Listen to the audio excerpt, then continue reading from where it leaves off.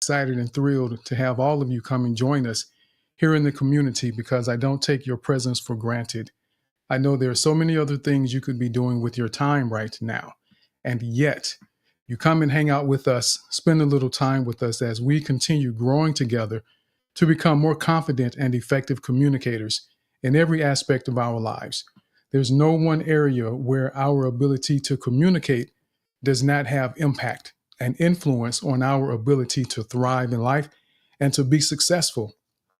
And I want to do something a little differently today so I can try to create more room for others to be able to speak and share. I'm actually going to just jump into the conversation.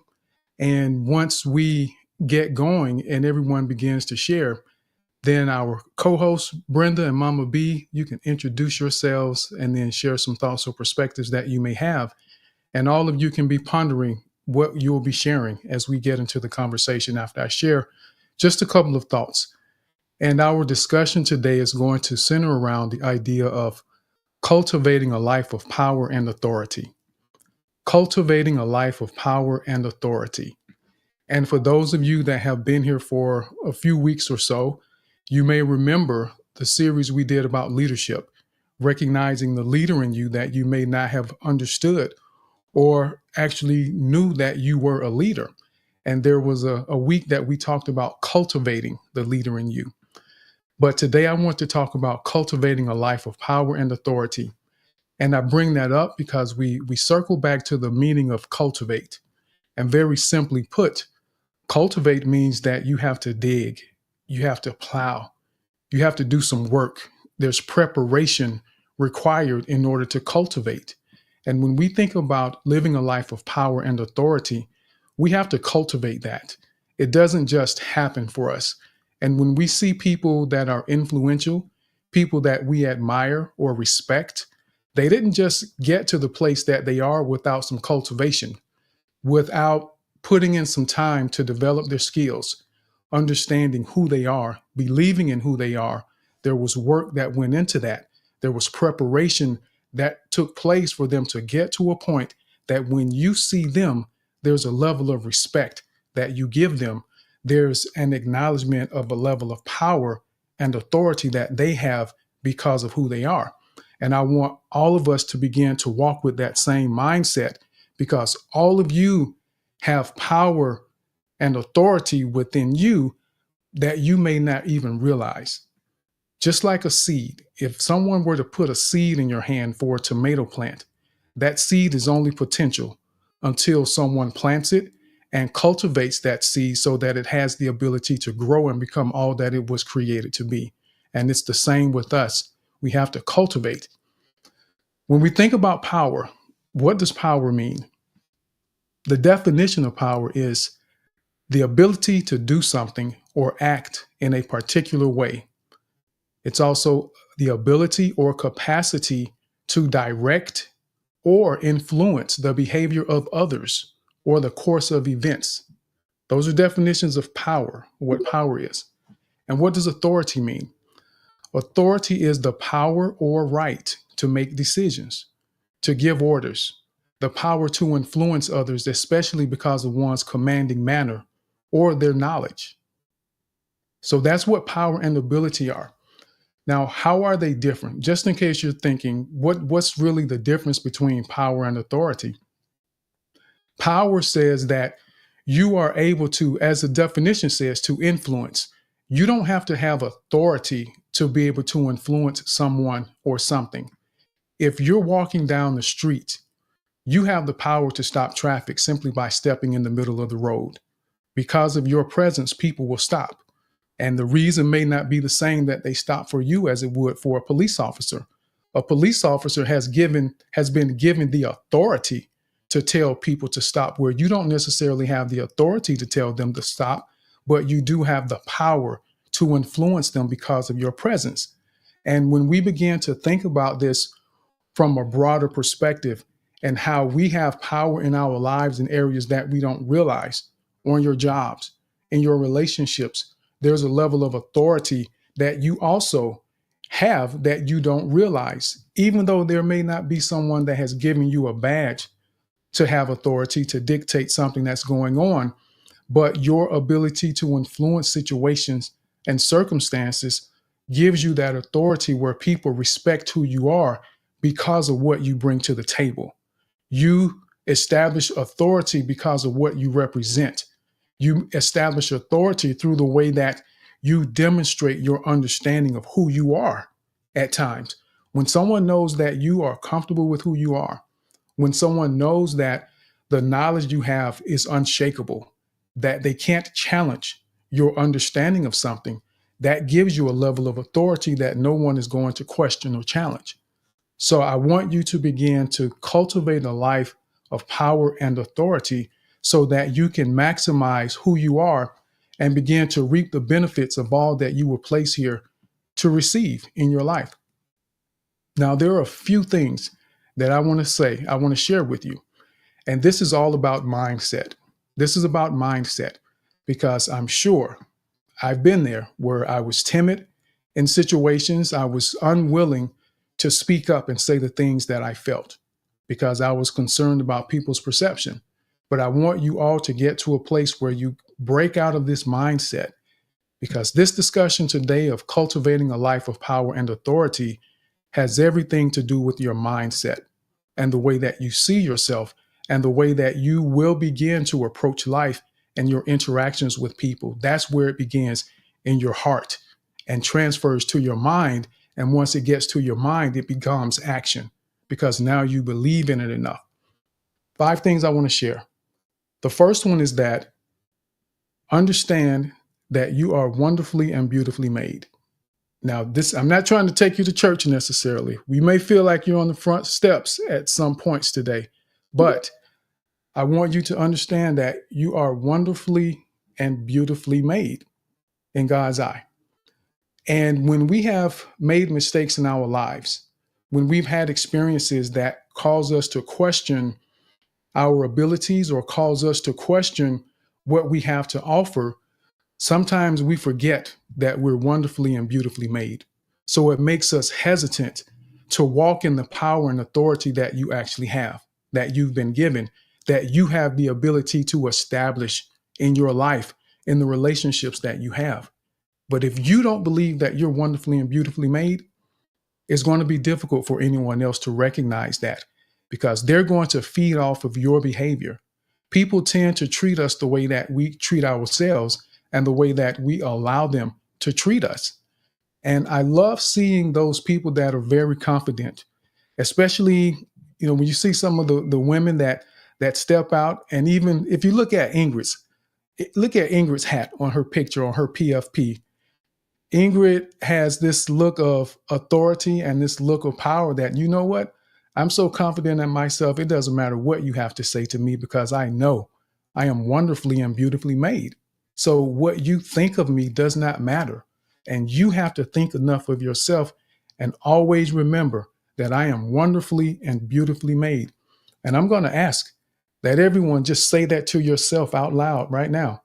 I am wonderfully and beautifully made, because it begins with you believing that in order to cultivate a life of power and authority. The next thing I want you to do is to stop assuming the worst.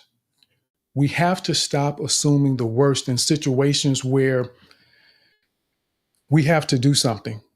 We want to approach someone for a particular opportunity or whatever the reason may be. If we share an idea, we have to stop assuming the worst. Stop assuming that people don't like you because they don't respond a certain way.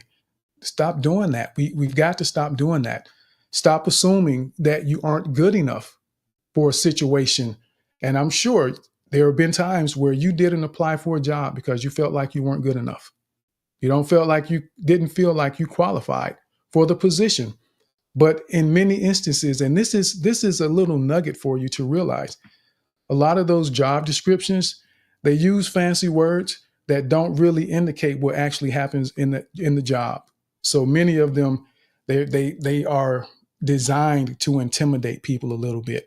And then you get on the job and realize, wait a minute, well, what was all of this about? I don't even do what they say I would do on the job description. So stop thinking that you aren't good enough for the job or for the people that you may feel you want to be in their life or that you think you would like to have a relationship with. Stop telling yourself that I don't know and not trying. And what's the word what I would say? It bugs me a little bit when someone just simply says, well, I don't know. I don't know how to do that. And then they don't even try. At least try to figure it out. If you don't know, then learn. Go try to figure it out and see if you can expand yourself. And that's how we begin to step into that power and that authority when we expand ourselves. Thinking about if a car has 100 horsepower versus 300 horsepower, the one with 300 horsepower has more power. That's because it has been endowed with more energy and more capacity. So the more capacity we have of knowledge, the more powerful and the more authority that we can have and command and influence in our environments by doing that. So stop saying that I don't know something. So you're wonderfully and beautifully made. Stop assuming the worst. The next thing I want you to do is to embrace and learn from difficult interactions. We have to embrace and learn from difficult interactions. It can be very uncomfortable when you're in an environment where people are mistreating you. And I'm not saying stay in dangerous situations by any means. I'm not saying stay in abusive situations. But what I am saying is that when you find yourself on the job and you feel as though your supervisor or your peers are treating you differently, or they're treating you in a manner that you don't enjoy or don't appreciate, those are difficult situations that we learn from. When we embrace them and choose to focus on what we can learn instead of focusing on so much how we feel and how we want to get away from this moment, we begin to build character. Those difficult interactions help us build character. They build patience. They strengthen our peace. They help us develop a level of discernment so that once we have allowed those moments to take place, it builds us to a point that in the future, as we're building our power and authority, and be mindful that this doesn't mean that you are now someone's doormat because you are embracing and learning from these difficult interactions. While they may think you are, in their mind, they may feel that way.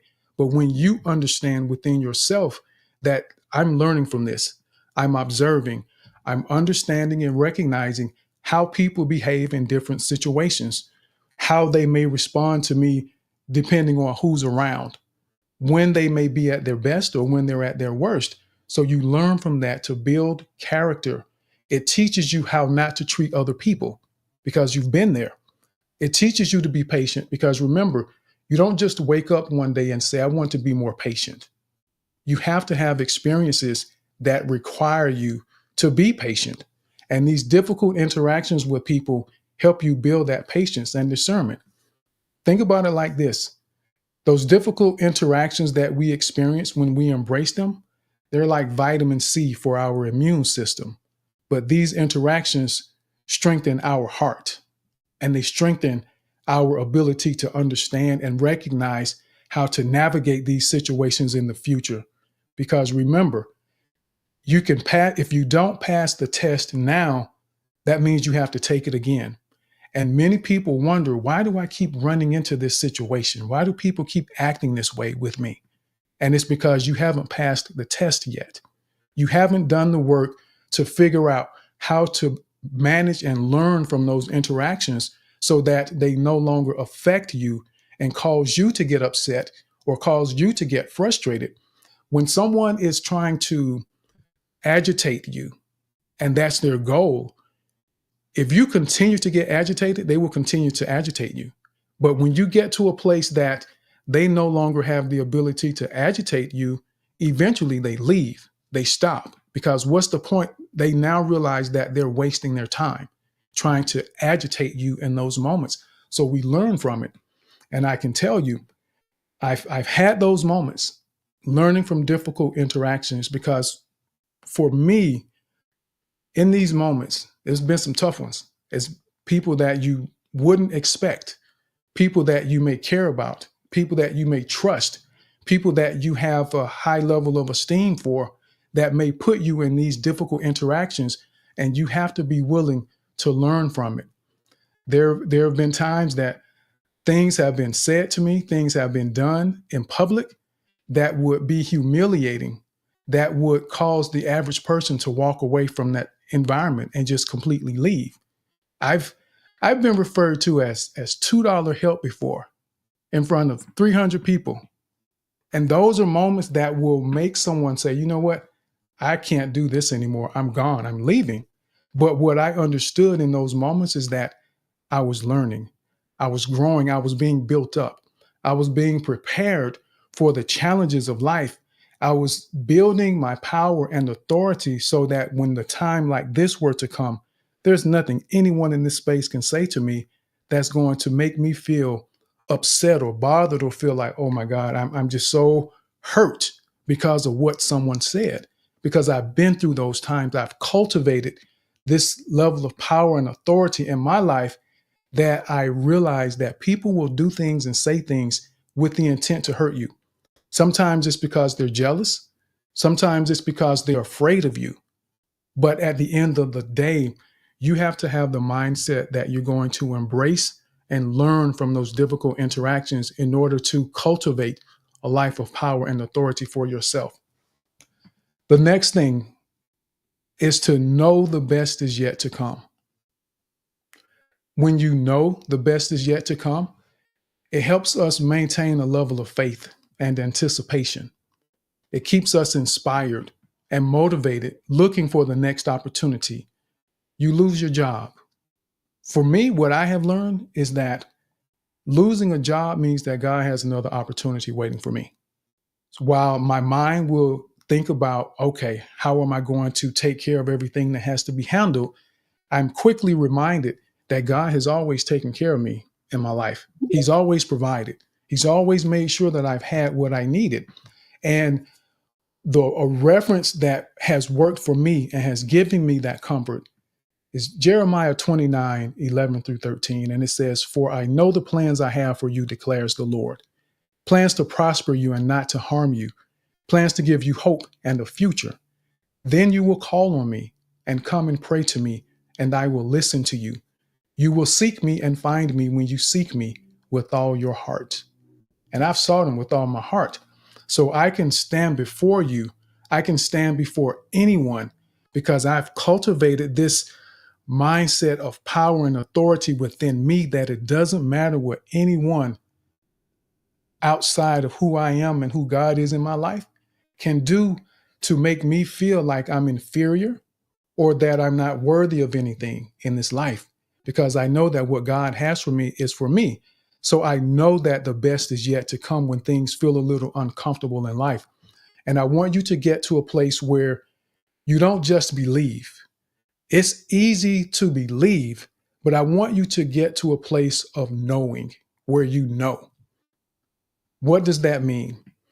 If I tell you that I have a $20 bill in my pocket right now, you probably believe me. You probably believe that I have a $20 bill in my pocket. But if I show you the $20 bill and then put it in my pocket and say, I have a $20 bill in my pocket, you now know. There's no question. There's no doubt because you saw me put it in there. So I want you to get to a place of not just believing that things will get better, that the best is yet to come, but to begin to know that they will get better. And this anticipation, this faith and knowing is going to give you that inspiration that you need to walk in the power and authority that you have in the presence of people who can't see it, who don't believe it, who don't want to see you succeed or thrive in life. And that's their problem, not yours.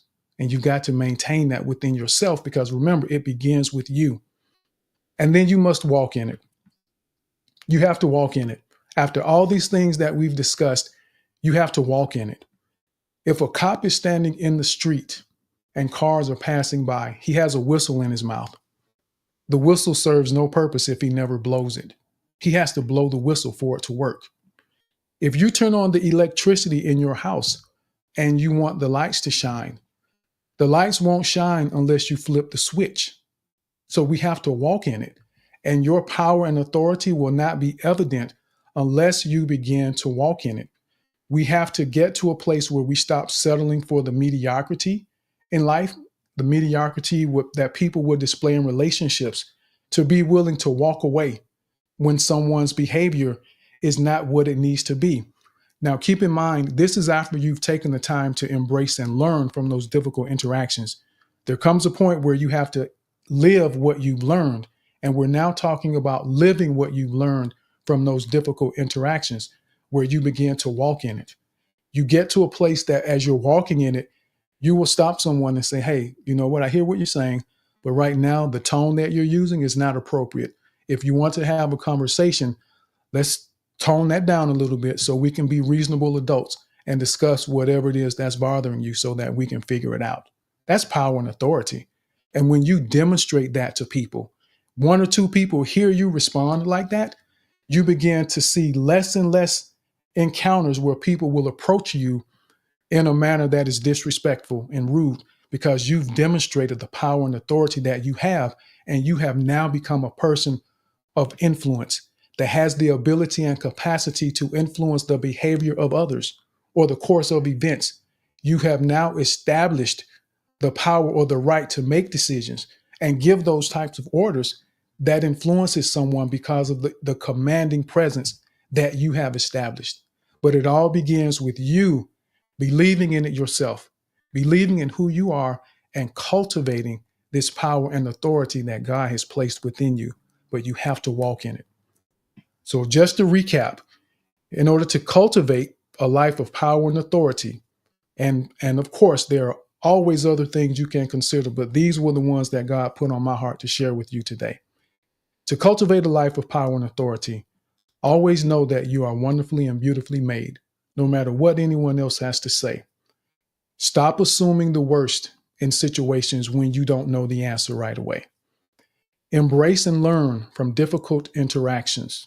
It builds character, patience, peace, discernment. It's like the vitamin C for your immune system, but this strengthens your heart. Know, not just believe, but know that the best is yet to come. And then you must walk in that power and authority because it's there. Remember the example of the electricity. The electricity is already there. The radio waves are already there. They're here in your environment, but there has to be a vessel in order to connect with it and to turn that power on, which is the switch or the radio that you have to turn on to connect with it. So you have the power and authority. You just have to believe it and also walk in it. So with that, I want to go ahead and say hello to Brenda and then Mama B. How are you, Brenda? Good morning, Tim. Thank you so much for having me, and thank you for hosting the room. Hello to my co-hosts and all the speakers, and hello to the room. You guys, I'm practicing my introduction, so I think that's going to be it. Anyways, I'm doing good. We're off to a great start. Let's go. Absolutely, absolutely. And if you have any thoughts, and you don't have to, no pressure, Brenda, if you have some thoughts about this, then you're welcome to share those. And if not, then we'll go to Mama B, because I know Josh had his hand up and Michael has his hand up. Mama B, how are you today? Oh, I am fantastic, Tim Brown, the Les Brown of the Twitters. I am fantastic and wonderful to be here. Thank you for giving me the opportunity to co-host with you and with Brenda. Brenda, it's lovely to see you there, and everyone in here. So, oh wow, this cultivating a life of power and authority. Yeah, it is really a valuable reminder because we do see a lot of people who we consider as powerful, and but we don't remember that it took cultivation for them to get there. So it's good to know that all of us here, all of us here could cultivate something and end up where we think we want to end up. But the point that you made, not but, the point that you made about the best is yet to come, that really just pinged in me so much. And you said the anticipation of that builds authority. And I was thinking about how many times we don't think about the best is yet to come because we think we want to know the whole story about what's ahead. But I think sometimes, many times, all the time, God just expects us to just take one step. And then it's when we get to the top of the stairs that we look back, we look down and think, oh, okay, so this is where you're trying to get me, God. But in the moment that you're very fearful and not knowing where to go, and you take that one step, it is amazing, really, what God does. I'm a Christian, so of course I'll come from that perspective. What God does and the people that He sends your way, it just blows my mind how when you take a step, the type of people that God will just bring your way. It's just yeah, wonderful. That's all I have to say at this moment. Tim Brown, thank you. Absolutely. Thank you for that, Mama B. And it is that anticipation and the idea of going from simply believing to knowing. It has such a tremendous impact on the way that we approach life, the way that we make decisions when we know something and we don't just believe, because belief in certain situations can leave room for doubt. But when you know, there's a comfort that comes along with that. And that's how I live my life. And I want to say to everyone before we go to Josh, Michael, Grace Ann, and then Honorable Omonto, let's see, Omo Tansore. And she'll explain, show me how to pronounce it when she speaks. And then AI. But I just want to remind everyone that everyone is welcome to speak. This is a community where we're trying to become more confident and effective communicators. We have topics of discussion to think about to give us different thought processes and ideas and considerations on how we approach life. But this is an opportunity for you to come and share your ideas and your thoughts, to get engaged in the conversation and the interaction, because confident and effective communication comes as a result of you doing work. You have to get involved and you actually have to share your thoughts and ideas. And what we do here is we use a timer because we also want everyone to practice their conciseness. So we give 2 minutes for people that have been here for a while and 3 minutes for those that may be new, so that you have an opportunity to acclimate to the process that we're using. And we do that to try to give as many people an opportunity to share and to practice, because it isn't just coming to tell everyone what we know. The goal is for us to refine our ability to communicate, and conciseness is part of that process. Using our 4 P's, our pitch, pace, power, and pauses are part of that process. And that's why we encourage everyone to come up here and not be afraid to get involved in the conversation, because we're here to help you grow. We want to see you win. Everyone. I want to see all of you win, and you can. And when you develop your ability to become a more confident and effective communicator, it opens so many doors of opportunity for you. Things that you never even thought you may have wanted begin to find you when you become a more confident and effective communicator. So I just wanted to share that with you. And just one more note about the timer. There's a chimer that sounds, so when there's 30 seconds left, you hear this chimer, and then it rings again at the end of the timer. So don't be afraid. You don't have to stop when you hear the first chimer. That's just to let you know to go ahead and summarize your thoughts so we can give the next people an opportunity to speak. So with that, we'll go over to Josh. Josh, how are you, sir? Welcome to the space today. Great to see you. Good morning, everybody. Happy Saturday morning. I do feel like we are at the footsteps of the church, because I'm going to go Christian on my share as well. Hello, beautiful Brenda. That was so fun. You came out the gates with an immediate cultivating thing. You're working on your intro. That's awesome. You did a fabulous job. Hello, Mama B. It's good to snuggle with you. Mr. Tim Brown, always my brother. It's great to hang out on a Saturday morning. So my share and thought on this, as you were going through your lesson there, I immediately went back to cultivating as well. So I like to help people, and I want to be a blessing to them. And what I have to do personally, I spend a lot of time in scripture, and I spend a lot of time in prayer, because I have to till that soil and be prepared to plant seeds. Because in doing so, I do have the authority and power to change people's lives. I do have the authority and power to change people's lives because I've done the hard cultivating work. Am I perfect at it? No. Is the power and authority mine? No, it's just been granted to me to help plant seeds. And then there's work beyond that. Sometimes I have to do a little bit of weeding or watering those seeds. But he's still the one that's got the ultimate power and authority. He just delegates it to me as a vessel to exercise his power and authority. If I've done the work, studied in prayer, confirmed, I can be that and I can exercise in confidence,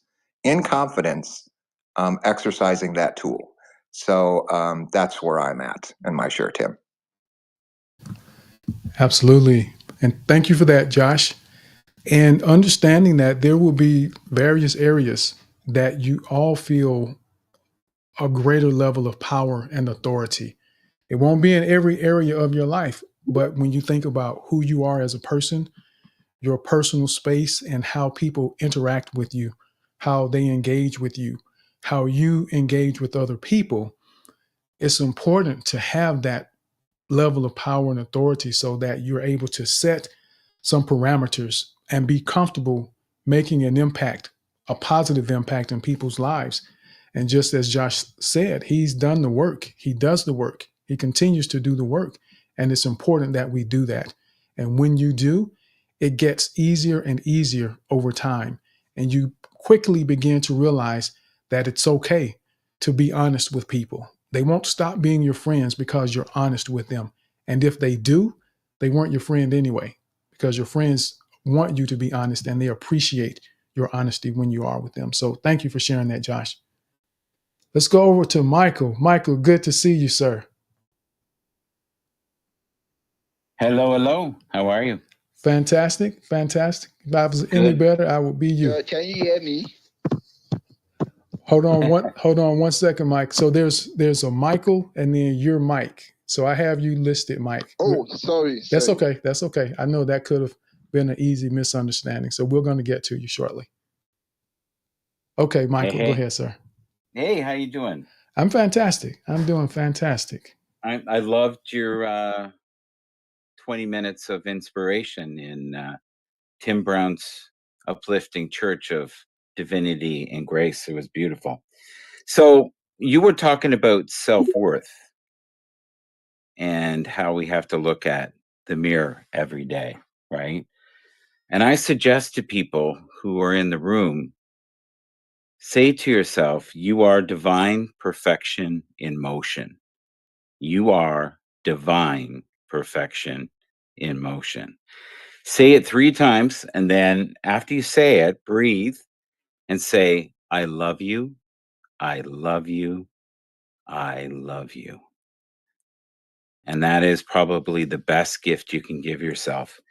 Now, the other thing you talked about is embracing the challenges in life. Sometimes we have to just know when to step away.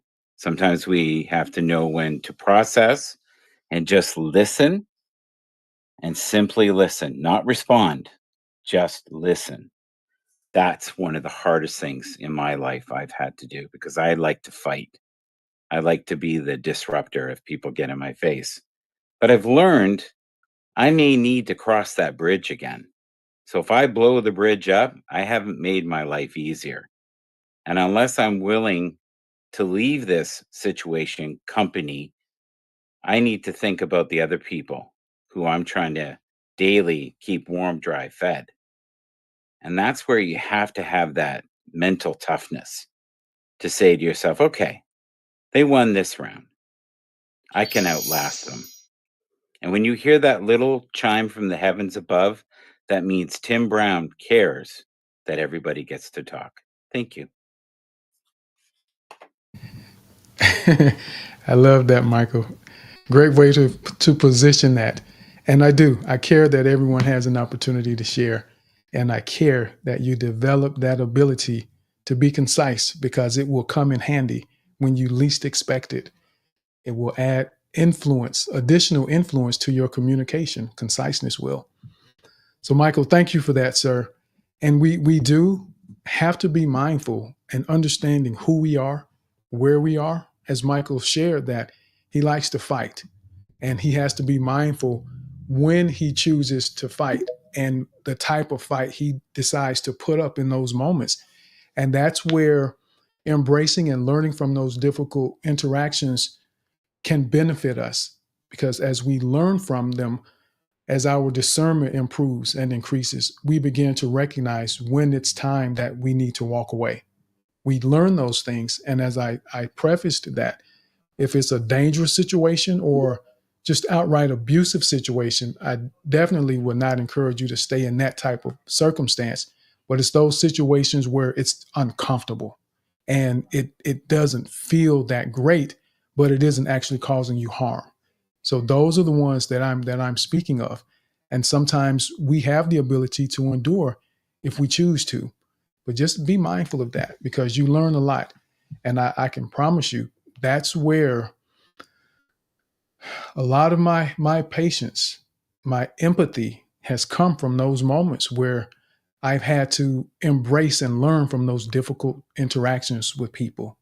That's part of what made me who I am, because I went through that.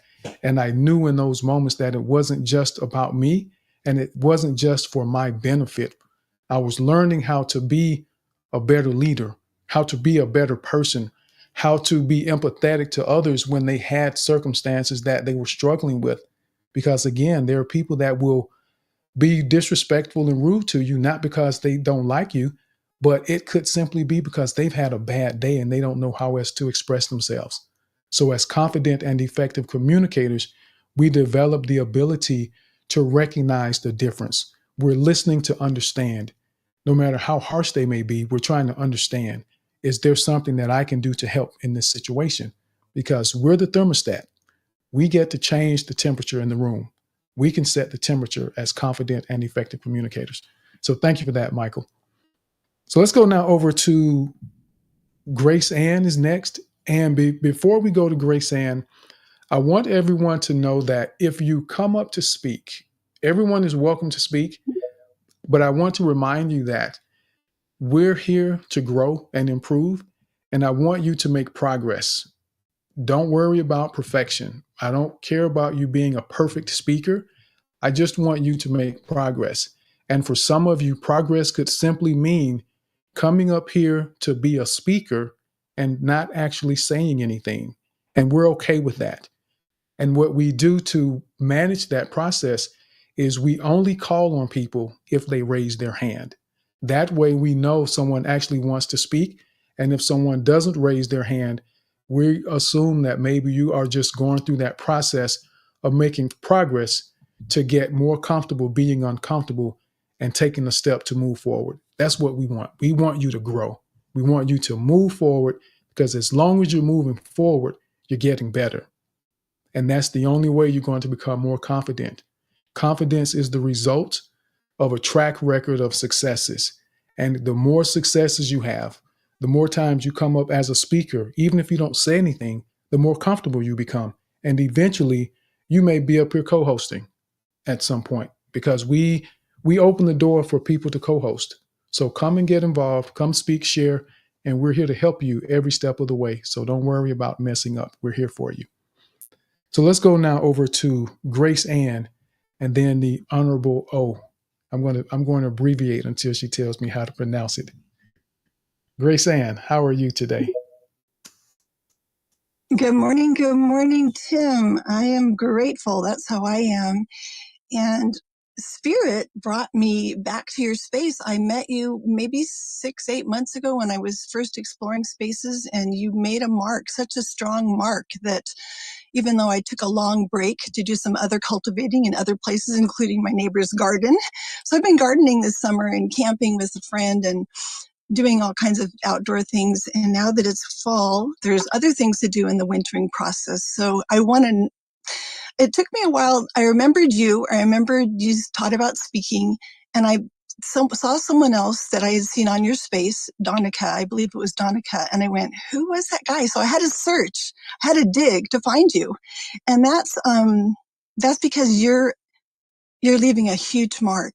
and I'm back here to grow and make progress and leave room for everybody else. So I'll leave with one Bible verse if I can. I woke up with this thought this morning, a song that God had given me this summer. I first have a question. Do you know what your life and the death is in the power of the tongue? Yeah, you know what? Very few people know that because they don't know the proverbs. So here's the song that goes with that God gave me. Life and death is in the power of your tongue. Life and death is in the power of your tongue. So be careful what you say. Let's be aware of how we pray. Life and death is in the power of the tongue, and that comes from Proverbs 18:21. If I have any wisdom and strength, it's from the word of God and his spirit guiding me into all truth through Jesus Christ, my Lord and Savior. Thank you, Tim. I'm hugging everybody in the room. I'm praying for everybody in the room that we all make progress, not perfection. Thank you. I'm here to grow and learn. Grandma Grace signing off. I go by Grace. Well, thank you for that, Grace. We appreciate that. Such a lovely song. And I love how we can take something familiar and reapply it, reappropriate, repurpose it for a different purpose and a different meaning. So thank you for sharing that. And I'm glad you came back and found us. And that's commitment. That's part of cultivating. And I heard where you said you had to try to find me. You had to find the space. And that's when we know we want something. We want to figure something out. And this is where it's important when I said earlier about not assuming the worst. And when someone says, I don't know, well, at least put forth an effort to try to figure it out so you do know. And it takes work for us to get where we want to be in life. We can't just expect things to come to us and always be easy. There's a level of effort that's required. And even in the Bible, it says faith without works is dead. You have to do some work. You can't just believe without doing some work. So that's a part of life. And this is why I also try to remind everyone that when you come to the space, this space or any space, any environment that you're going to learn something, you still have to walk away and put in the work. It requires practice, it requires implementation in order for you to maximize the benefit of something that you learned. There's value in listening, but there's more impact when you actually do it. And I want everyone to be mindful of that. So thank you again. And it sounded like I heard you say Granny Grace. So we appreciate you coming back and sharing that. And I'm sure the grandchildren love hearing you sing that song. I have 8 grandchildren, and my family's going through a lot because one of my sons died a few years ago, and it's really been hard on the family. So you can pray for our family, Tim. I'm out loving a lot of children around the world. I got to go to the Philippines last year, so a lot of people call me grandmother in different languages, and my children live in a lot of all over the place too. So I will get to see them and spend eternity with them, I'm sure. Well, thank you. Sorry to hear about that, about your son, but I know everyone is blessed and grateful to have you in their lives. So thank you again for sharing that. So let's go now over to Honorable O. So if you would, please tell me how to pronounce your name correctly. And I want to know how you pronounce it, not the way that that's acceptable. Okay, hi Tim. Hi. Hi everybody. Okay, so it's pronounced Omotonsori. Omotonsori. Exactly, correct. Okay, got it. Okay, yeah, hi. It's actually fantastic to speak after Granny Grace. It's really a grace to speak after her. Fantastic. And one of the things I wanted to say, she said some of those things. For me, we are actually what we say to ourselves. And I've heard people reiterate that severally on the space so far. We are what we say to ourselves. And also talking about cultivating a life of maturity, I believe that you need to learn effective communication. And out of learning effective communication, it will bring about, knowing how to resolve conflicts successfully. And also surround yourself with positive influence and also foster a growth mindset, and also in the midst of all these things, you also need to be able to define your purpose, your value. And at the same time, for me, one of the things I have actually done for myself is to practice self-care and wellness. So these are the things I have done, and has actually, helped me grow in, especially in relating to people, real life, and also relating with people on X spaces, and also when I host and when I co-host. These are the things that keeps me going. So that's just what I wanted to say. Thank you. Thank you. We appreciate you coming to share that, Honorable Omotonsori. And are you a judge or something? No, I'm not a judge. I'm more of a political person. Okay. I've spoken on your space severally. When Shega Links, Olukayode. Yes. Yeah, I've spoken on your spaces several times. And I do remember you, but I knew it had been a while, and I didn't remember how to pronounce your name at that moment. So thank you for sharing that and everything that you shared. And that's why I always say that there's always additional perspectives to consider, and I never present anything as though it's the only way to do something. I just want us to expand our thought process and explore different opportunities and potentially different approaches so that you maximize what the possibilities are in life, especially when it comes to something like this. So thank you for sharing that. And before we go to AI, I see Brenda's hand. Go ahead, Brenda. Thank you so much, Tim. Omoto Sori. I like what you had to add. It gave me a thought. People, I noticed, particularly online, we are demanding power and authority with our mouths. We are saying, hey, I'm not going to put up with this. I'm not going to put up with that, blah, blah, blah. But we are not acting. You do not need to demand. You simply need to be, and people will follow.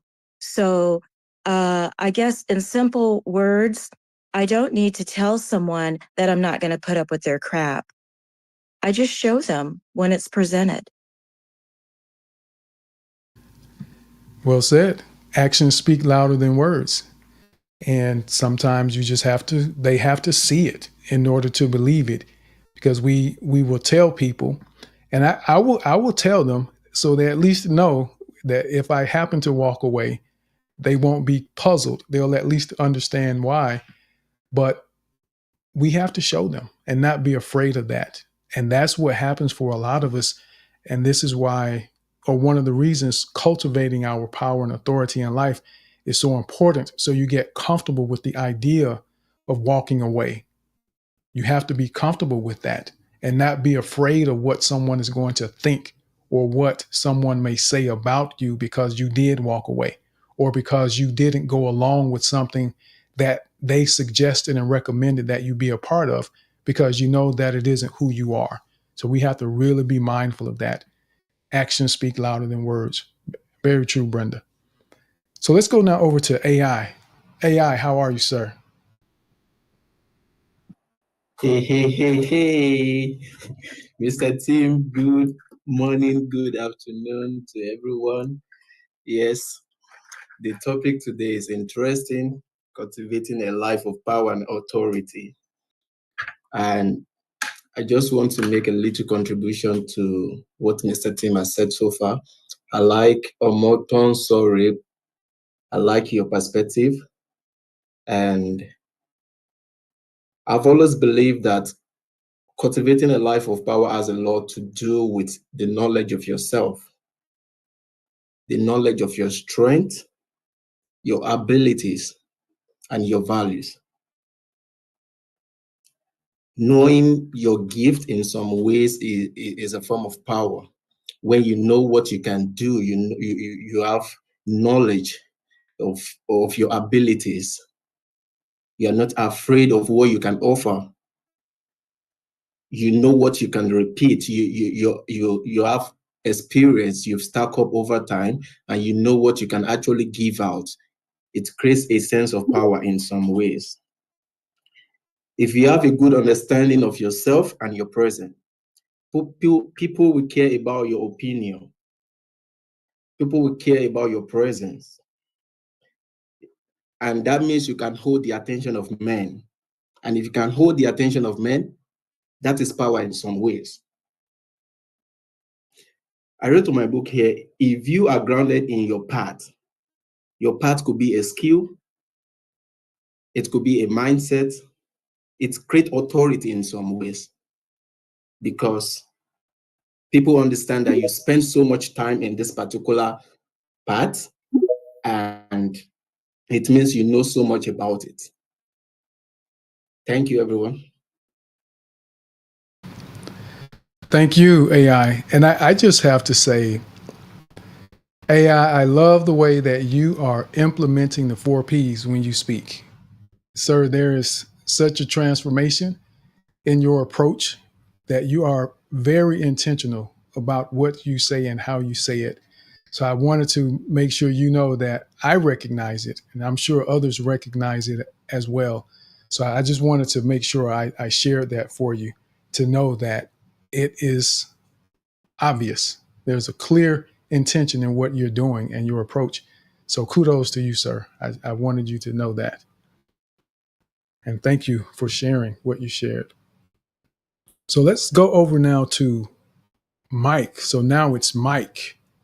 Mike, then Phantom, then One Pen, then Yusuf. Mike, how are you, sir?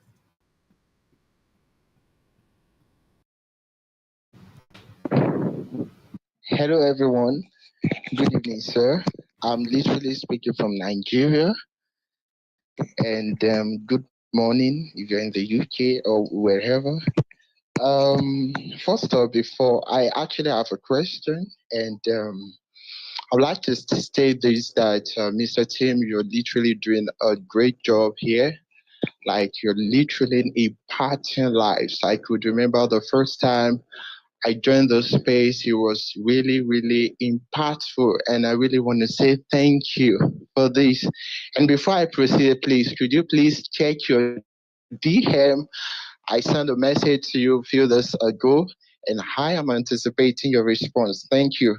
Yeah, you talked about the significance of transitioning from thinking that everything's gonna be all right, regardless your ordeal, regardless your current blind, to seeing and believing here. Now, my question is, how do you build this consciousness? Like, how do you build this? How do you gain this consciousness of seeing it already, regardless of your plight, regardless of what you're going through, regardless of whatever status you have or your ordeals or what you're going through that you don't like? How do you gain this consciousness of seeing it that, oh man, everything's gonna be all right, and you have this consciousness, like you don't have those fluctuations, those mindset that fluctuate, but you have the static mindset of, oh, this is what I am,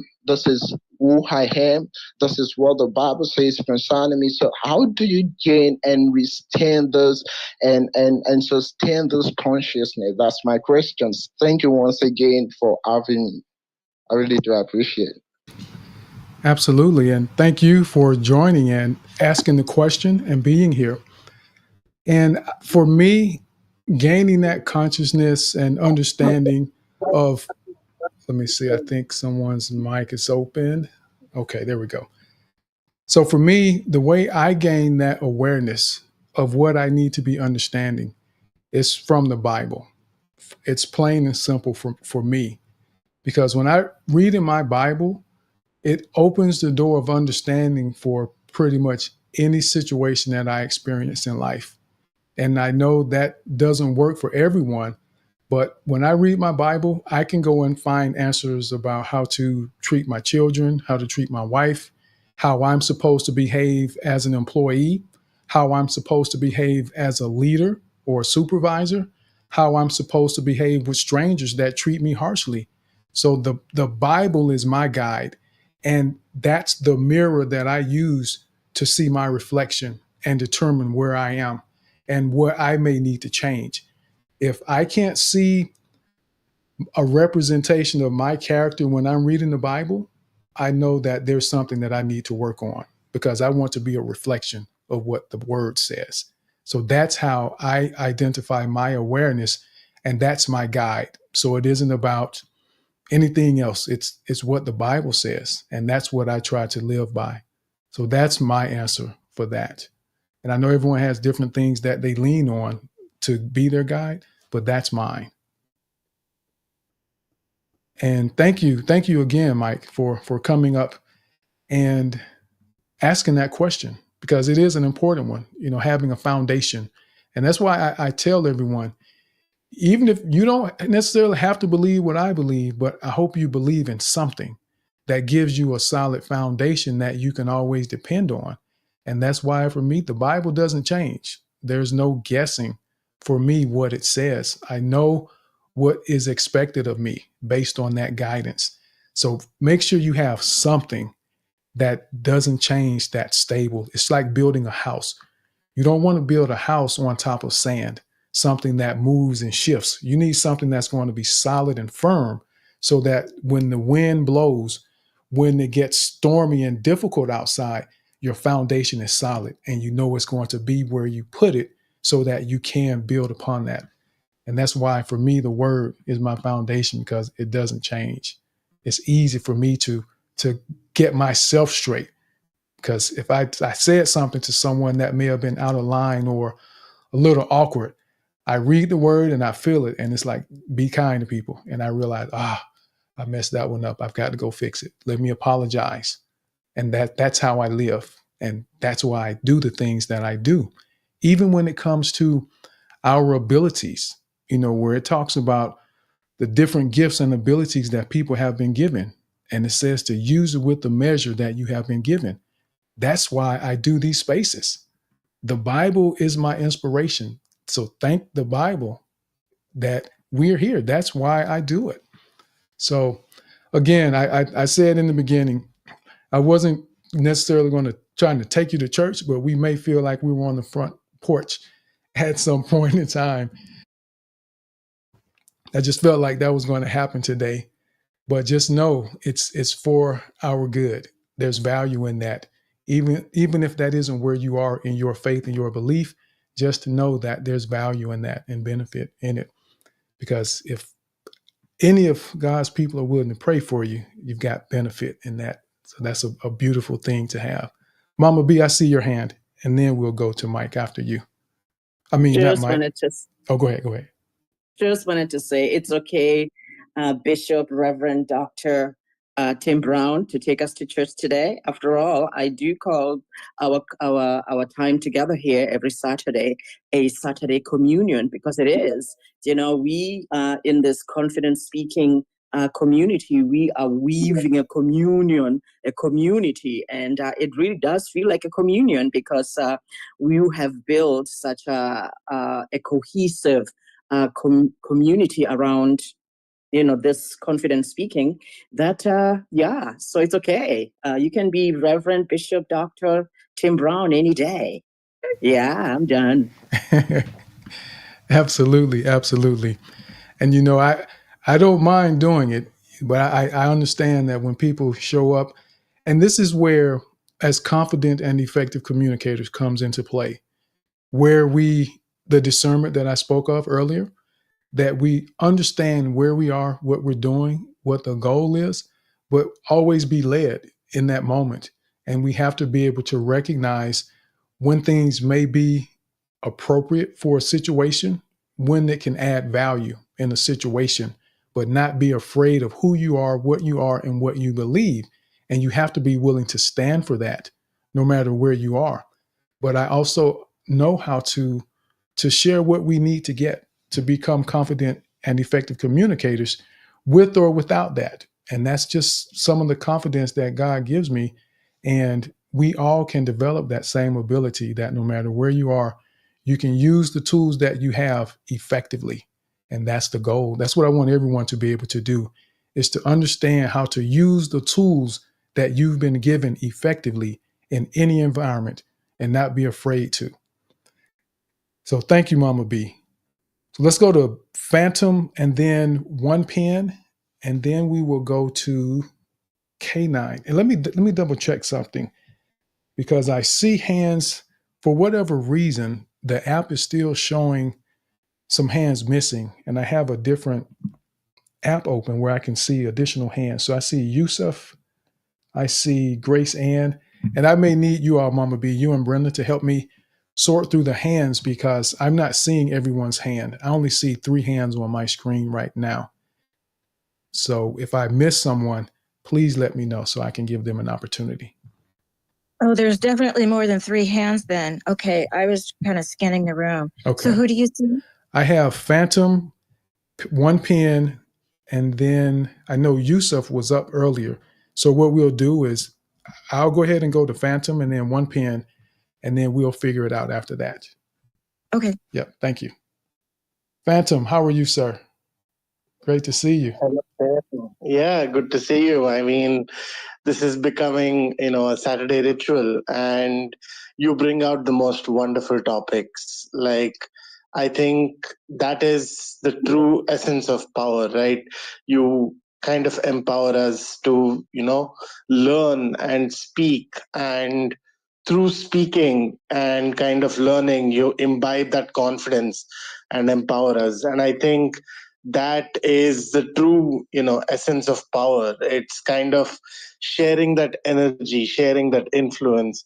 And one of the things that I think a lot of people have come to talk about, which was faith and things like that, kind of brought me to what I would say is more of a Indian belief system, which you might know as yoga, right? So yoga talks about the unity of the body, the soul, the mind, the universal consciousness, and it talks about 4 paths of mastery, right?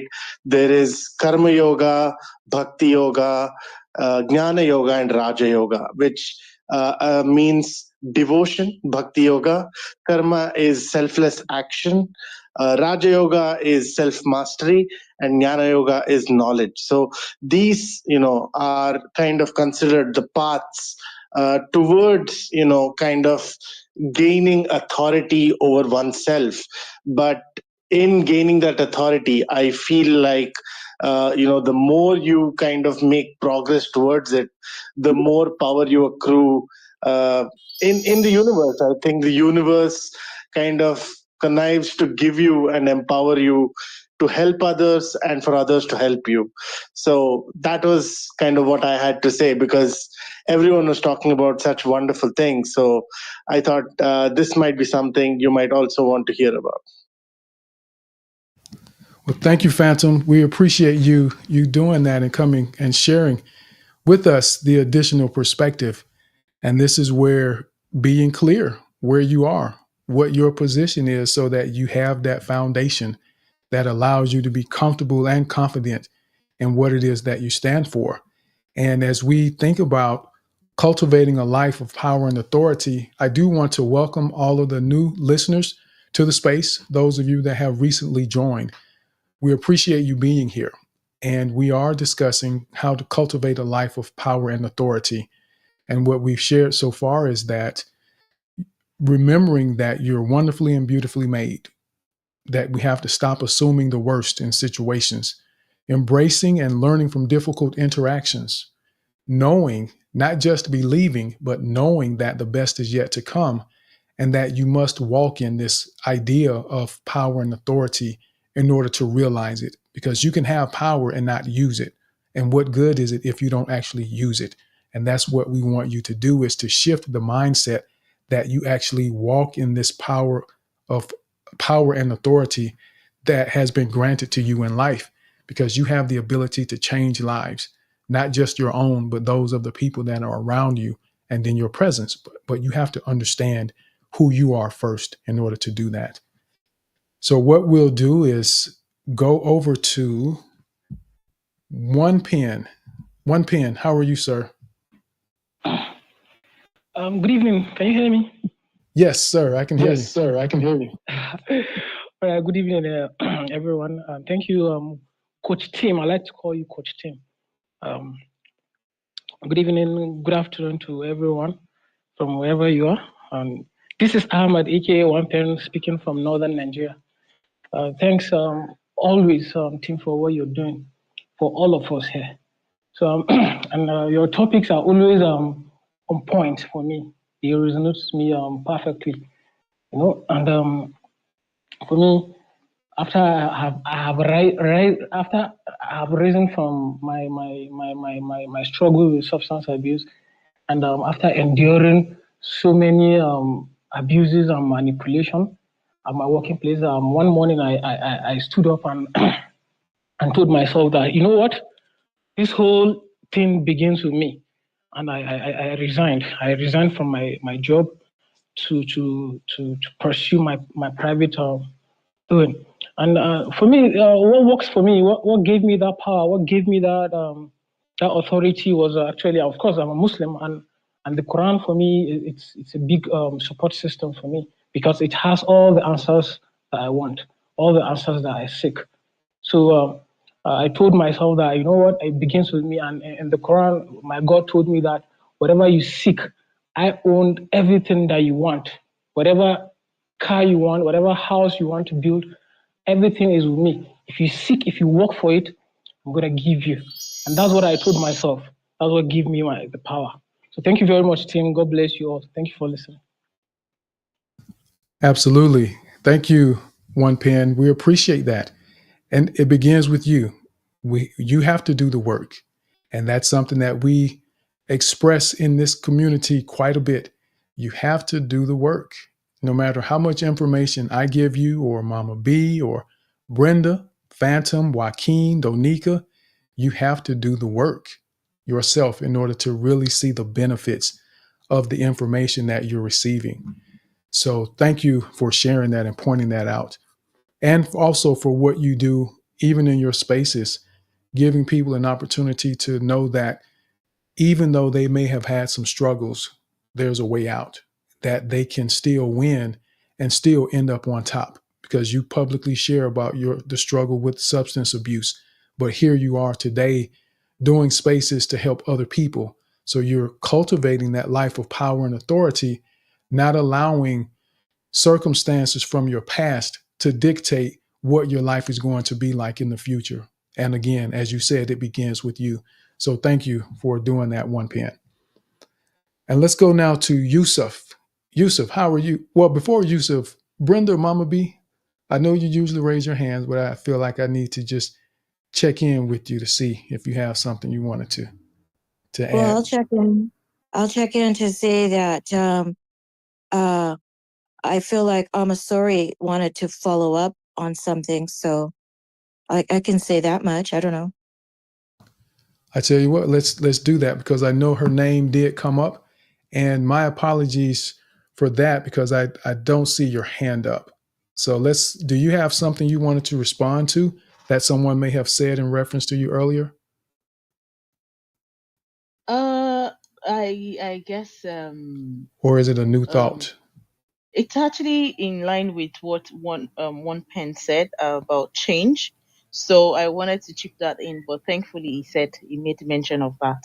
Okay. Change. I wanted to talk about change. Yeah. Got it. Okay. Thank you. We wanted to make sure we didn't get too far down the road of a thought that you were trying to follow up on based on something someone said in reference to you. So let's go now over to Yusuf. Yusuf, how are you? Great to see you. All right. Good evening, everyone. Good evening. It's been a while here. I'm fine. Tim, how are you too? I'm doing very well. Very well.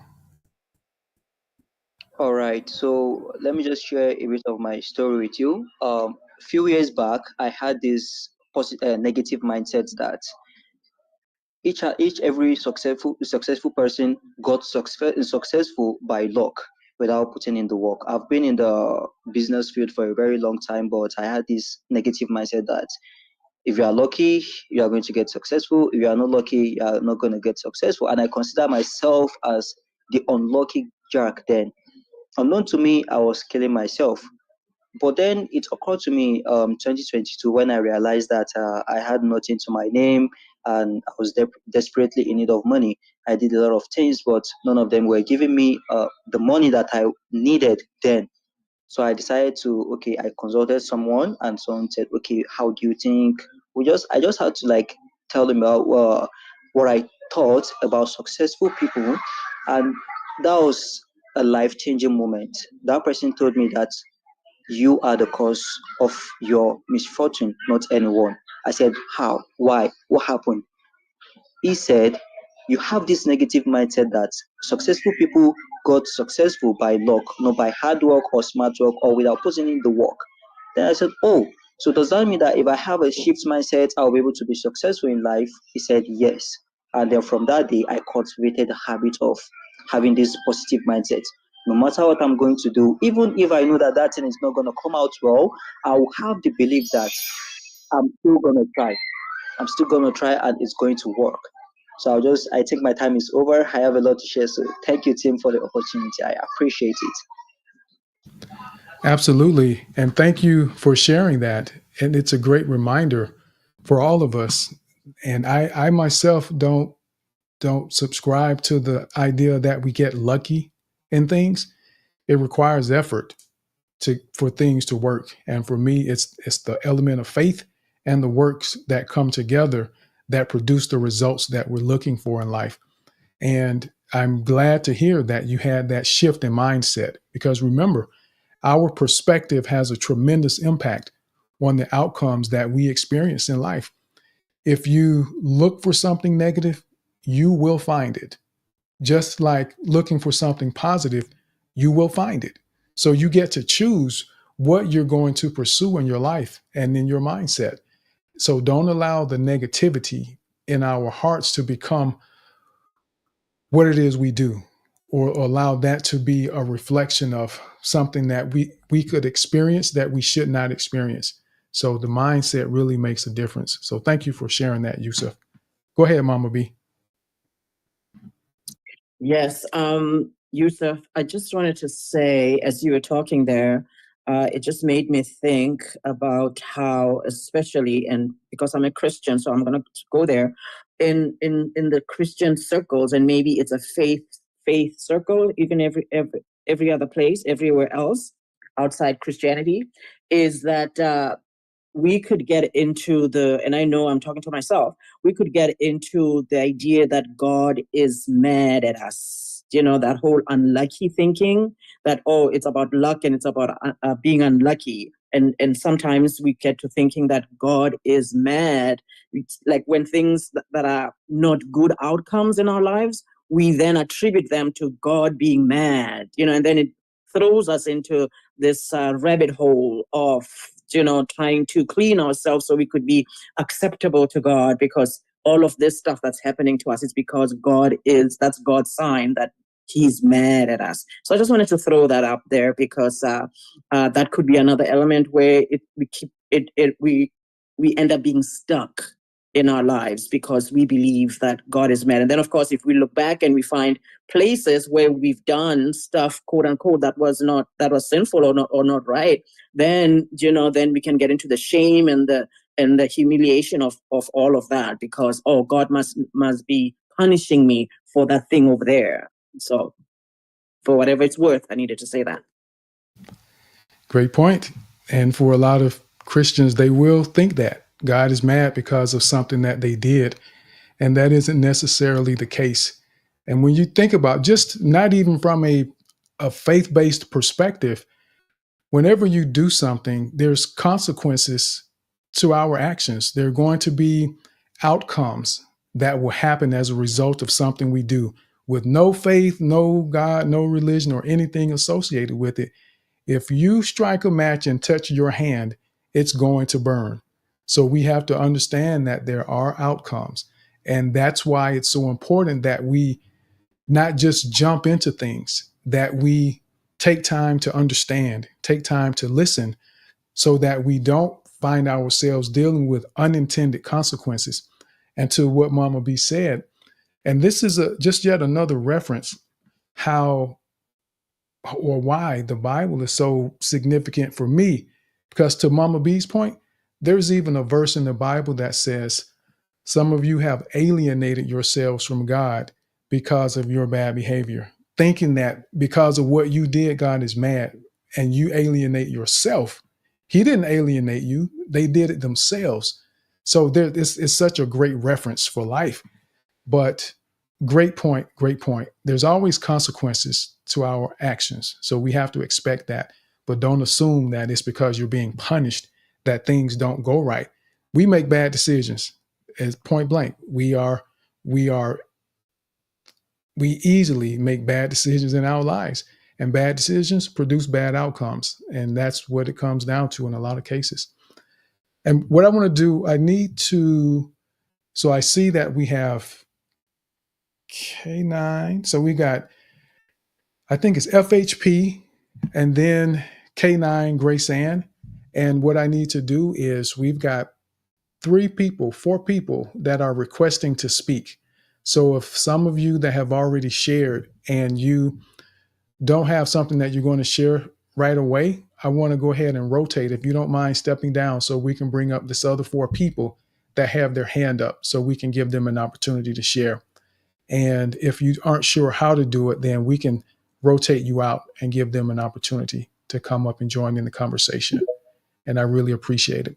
But if we happen to rotate you, it's okay. You can definitely come back up. We just want to give other people an opportunity to get up and share some thoughts today before we close, because we close at 1:30, and we'll be able to take new speakers up until 1:00, depending on how many there already are on the stage. So I just want to put that out there for everyone. So now let's go over to K9. K9, how are you? Well, actually, there's 2 K9s. So we're talking about K9 Patriots. Great afternoon, Tim, Brenda, my wonderful friend. I haven't seen you in a while. Mama, I didn't have the opportunity to know you, but it seems to be that God is speaking through you. And so to everyone, that is in this room. I want to take the opportunity, to thank you, Tim, for this wonderful space that you are up, this Saturday afternoon. And to let you know that your words have touched me deeply inside, that God is speaking through you, then that's what we need to feel it, and not really going, to the reading or to anyone, to tell you. It's about feeling it. And I'm grateful that God have touched me. They actually, it's giving me the strength to really talk, to you guys. I'm not the kind of person, that I like to talk, so much. But I think, he's telling me something, and it's telling me, to do good and to actually inspire other people to really go, to his side, because he needs more of us, to be encounter him and to really having it, deep inside your heart, because at least that is to me. I don't have any no more words because I just feel, my God. Actually, I'm in tears, Tim.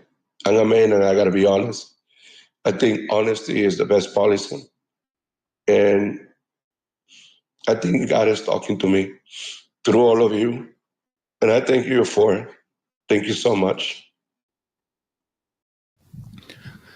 Well, thank you, K9 Patriots. I really appreciate you coming up and sharing that sincerity and that vulnerability. And that's what happens. That's how God will move. He will touch us in times, moments, and ways that we don't expect. And when he does, it's undeniable. And it's one of those experiences that you can't really explain to someone. You can give words for it, but until someone experiences it, they can't really understand. And that's why even in the Bible it says that some things are spiritually discerned, and you have to experience it to know. And I could hear in your voice, I could feel your heart, K9. I felt your heart. So even without you saying it, I knew what was going on.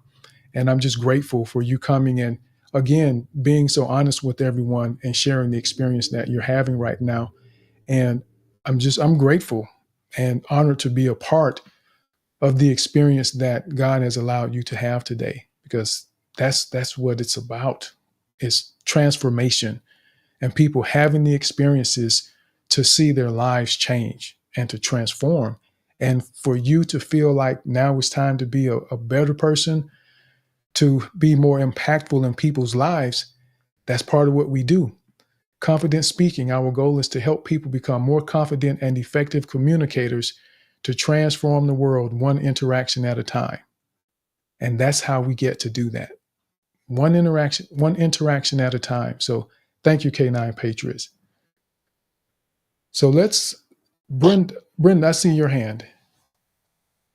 Yes, sir. Thank you so much. K9, it is so nice to see you.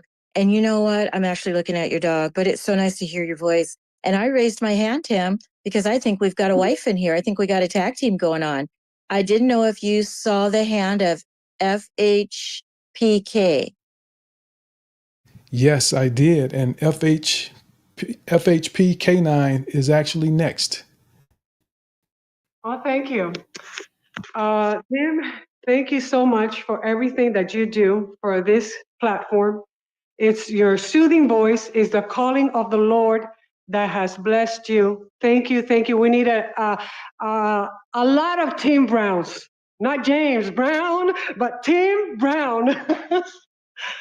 With that being said, I'm glad I brought some smiles upon your faces. May I sing a little piece of this song? Sure, go ahead. Thank you. For all those times you stood by me, for all the truth that you've made me see, for all the joy you brought to my life, for all the wrong that you made right, for every dream you've made come true, for all the love I found in you. I'll be forever thankful, baby. You're the one who held me up and never let me fall. You're the one who saw me through it all. You were my voice when I can speak. You were my eyes when I couldn't see. Oh, Lord Jesus, this I dedicate to my Lord up in the heavens, okay? I could not finally get to the end of the song. I got too nervous, Tim. Thank you. But I hope you appreciate it. Thank you. Anyways, God is not looking at how I sing, but how I'm feeling. Thank you. Absolutely. And I am absolutely appreciative of that. So, and I know you didn't do it for applause, but that was just one way to show you the appreciation for you doing that and being nervous, but still doing it anyway. And that's part of the work that we do in becoming confident and effective communicators. We do it anyway, getting comfortable being uncomfortable. And I absolutely appreciate that. And that's one of that's the song that I really enjoy. So definitely, thank you. yes. It's Celine Dion. Celine Dion. Exactly. I know exactly who it is. Thank you. Celine is one of my top 3 favorite singers when it comes to voice and her vocal ability. She's in my top 3. So that was a pleasant surprise. Thank you so much. I love you, Tim. Thank you. Thank you. Love you back. And I really appreciate that again. Big hug to all of you, Brenda, Mama B.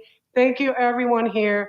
This is a beautiful, uplifting time for me. Thank you. And the Lord is here with all of us. Amen. To His glory. Amen. So we'll go now over to, I think, Tomatum.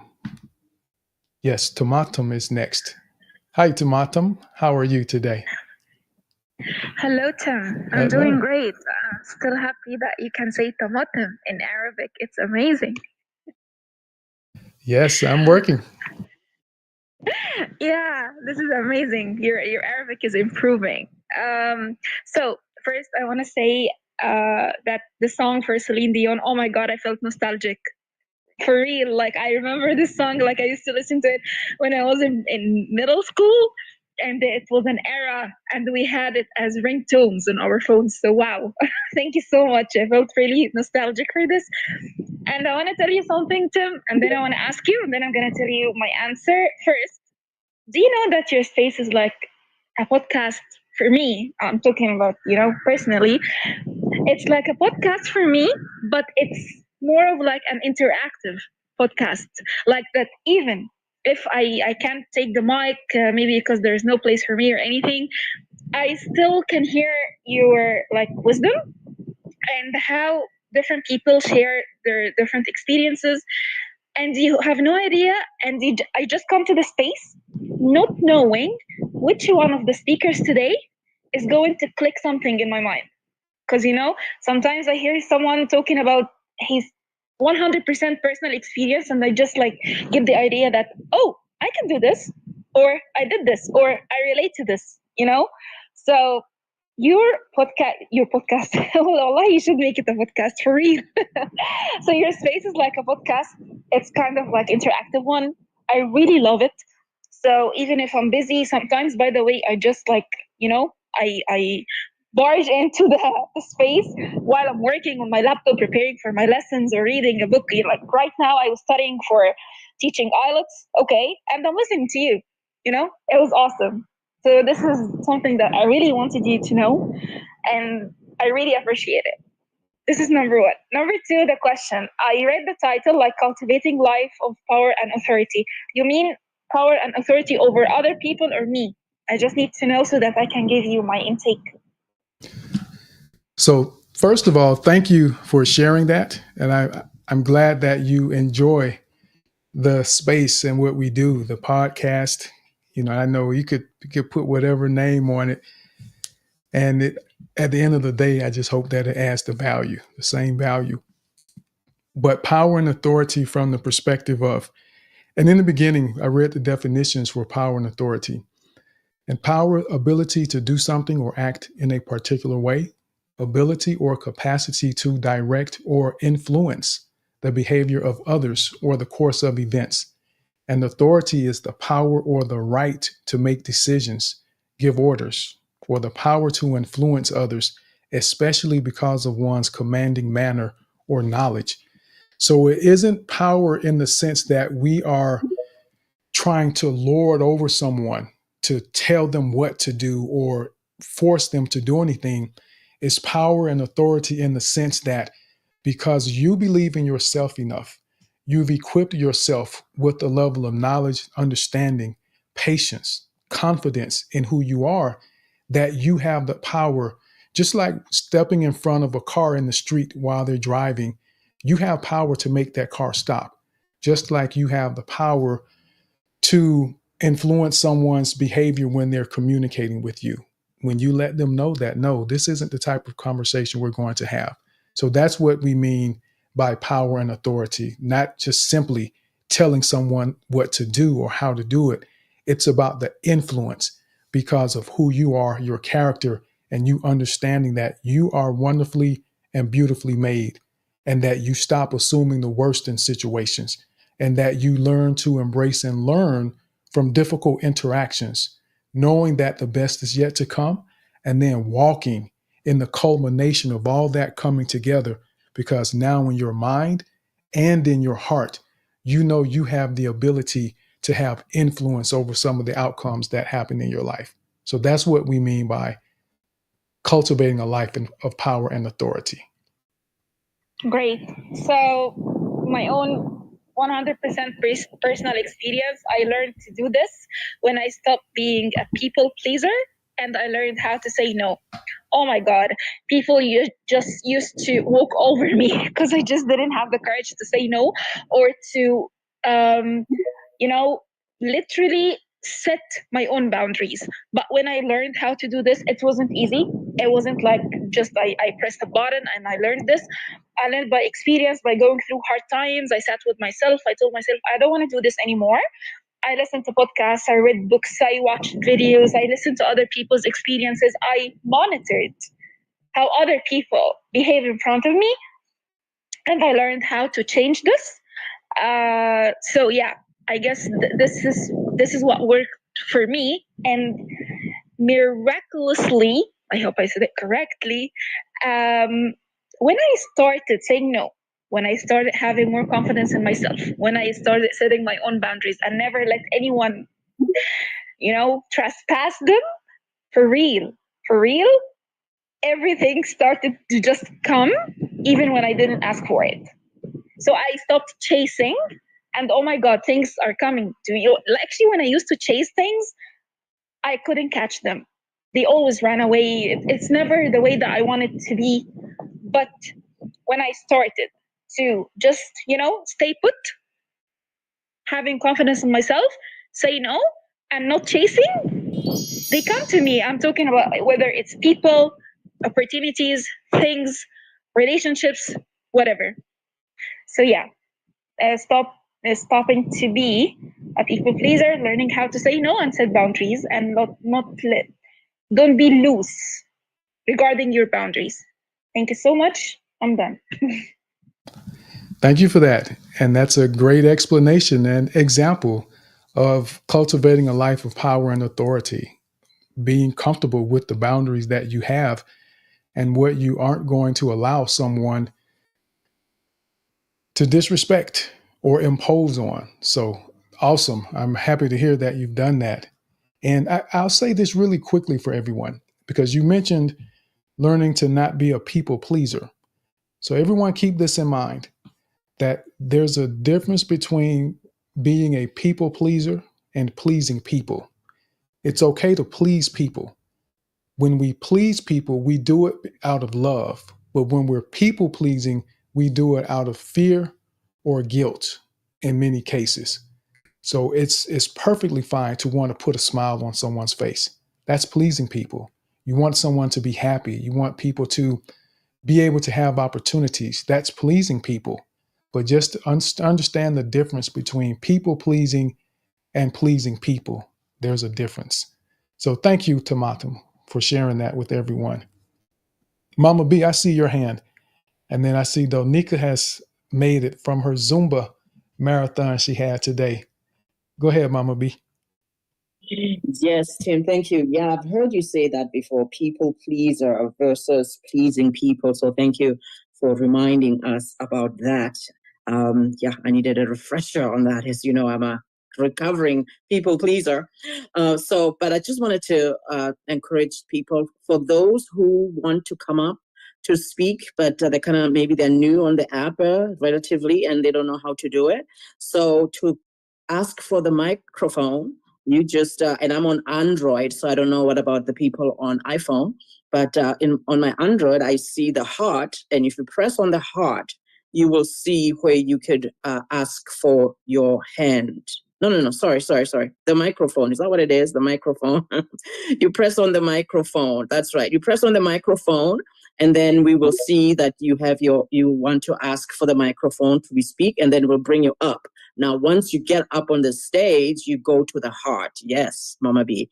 You go to the heart and press on that heart icon, and then you raise your hand, and then the hand, that's the bigger hand, then you click on that, and it'll stay up, and we will see on the screen, like you can see with Ingrid and Kim, you see their hand there. That's how you raise your hand. So thank you. I just needed to say that. Absolutely. Thank you for sharing that. And that's being mindful that there may be new people in the space that haven't spoken before, so they don't know how to actually request to speak. So thank you for adding that, Mama B. And I know I don't know that I ever explained that process in the space. So thank you for doing that. So we'll go now over to Ingrid and then Kim.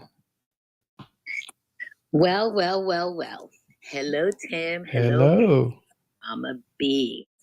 Again, happy, feel good Saturday. This is a beautiful space again today. We have new speakers that came and shared songs and beautiful perspectives. You could even hear it in their voices, touching each one of us. And that's the wonderful thing you feel when you're in this space. That's why I call it a happy, feel good Saturday. Come here every Saturday at 11 to 1:30. Sometimes we go a little later, but It's always a feel good space where you feel safe and you could share your thoughts, your perspectives, and it's always welcome. Doesn't matter what your political interest is, we all have one thing in common here in this space. We respect one another and we are invited to share, and that's the beauty of this all. So thank you. I mean, I've been scrolling down, and the amount of people that are in the space today makes me feel even better that we are reaching out and touching hearts and souls, and just the spirit that's in here. It's beautiful. And please never apologize if your spirit is God guiding you, because some people feel offended about that, and you should not. That's the beauty about America. You could feel whatever you want to feel, whether it's God guiding you or whatever spiritual being you believe in. It's always good to share because, again, it's different perspectives, and this way we learn more. Thanks again, Tim, for always having this safe community for us. And, like, I love it, and I'll always be a part of it, and I will always share, and I will continue being the ambassador of this space because it is a good space, and we want to continue seeing it grow because we are growing together with it. Thank you. Thank you, Ingrid. And usually when I hear someone say I'll always be here, I'm never going to miss the space. In my mind, I'm thinking, okay, this is the last Saturday we're going to see them. But I know that isn't the case with you, Ingrid, because you've said it and you've demonstrated your level of commitment to what we do here in the space. But I felt like I should point that out. Part of being confident and effective communicators is listening and paying attention, recognizing the things that are going on around us. And I have learned 95%, well, maybe 98% of the times when people say that, I love what you're doing so much. I'm not ever going to miss this. I'm going to make sure I set it on my calendar and I will always be here. And they don't come back. So don't get your feelings hurt or set expectations on people, even when they create an expectation out of their own mouth. Always know that people don't always do what they say. And that can be disappointing at times if we have the wrong mindset or if we set an expectation and believe in our minds that every time someone says something, they're going to do exactly what they said the way they said it. And life just doesn't work like that. So when Ingrid mentioned that just now, it just prompted me to share that with you because I believe probably this week that's going to save someone some stress and frustration when you're told by another person what they're going to do for you or with you and they don't come through. So keep that in mind. Don't I trust God and I have confidence in people. I trust God and I have confidence in people. Confidence leaves room for me to not get upset when they don't do what they say because I just had confidence because I always know that there's the possibility it won't go the way that they thought. And they may have had great intentions, but things don't always work the way that we think or hope they will. So that Ingrid just said all that off just now, but it's going to be valuable for someone here in the very near future.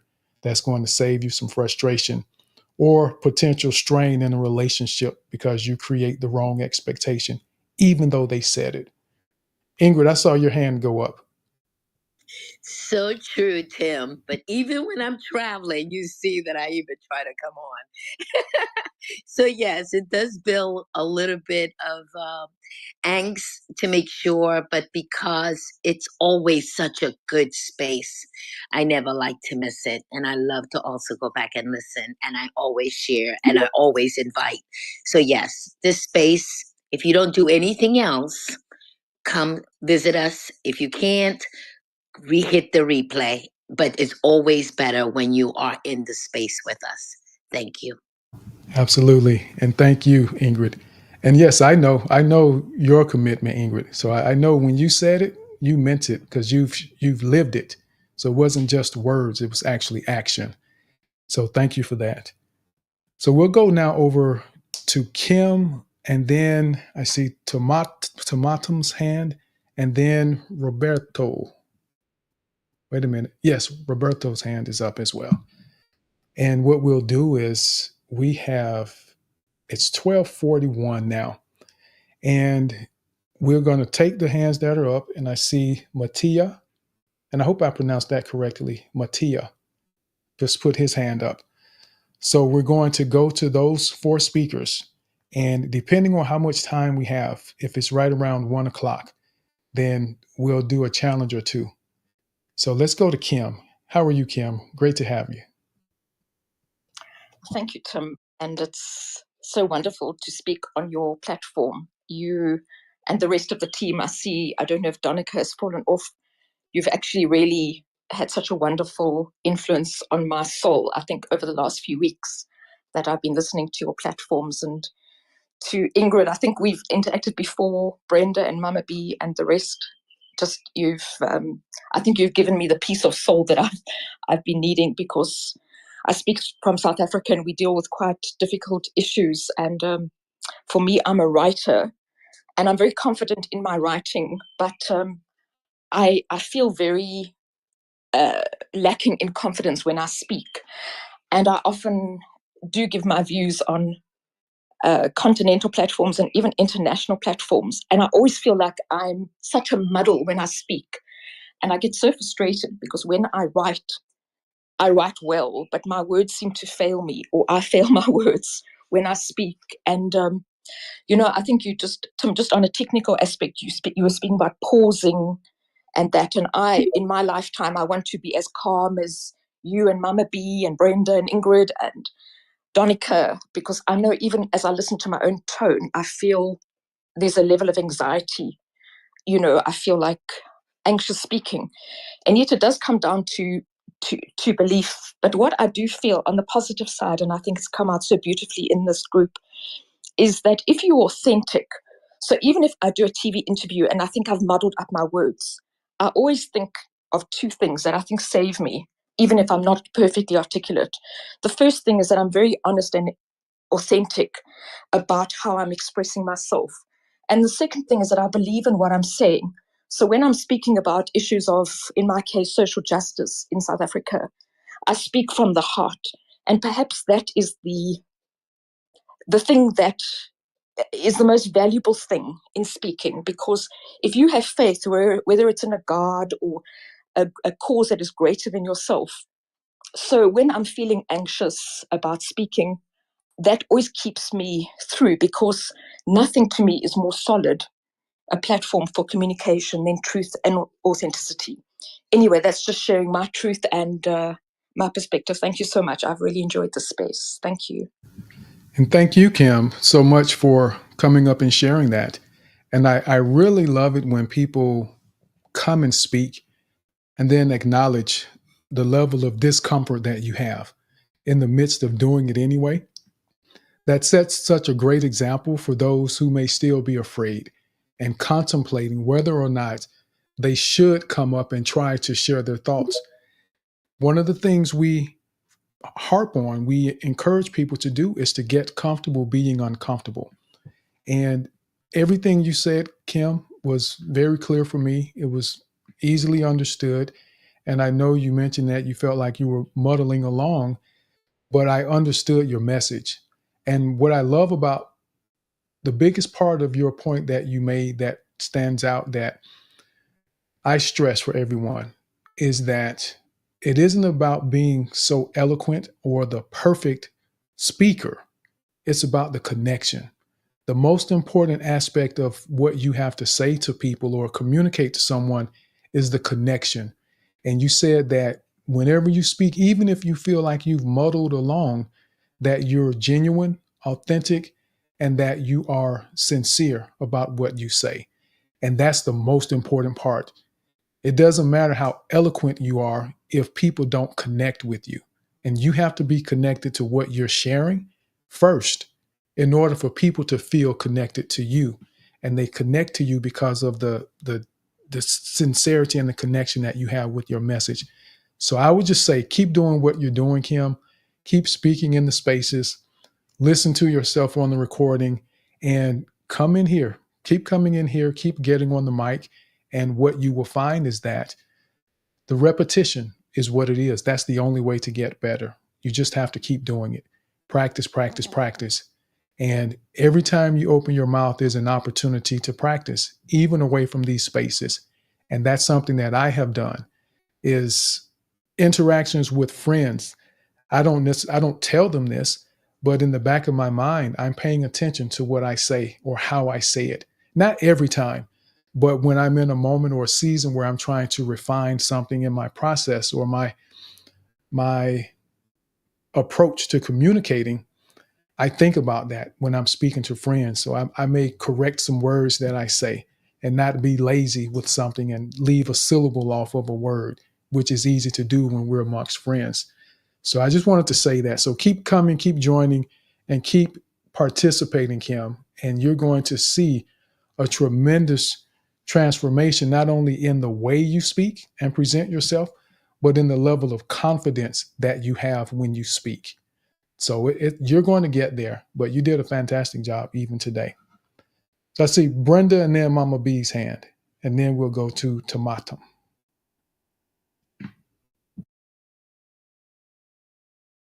Yes. Yeah, I just wanted to say I was on the website, the confidencespeaking.us. That's our website, everybody.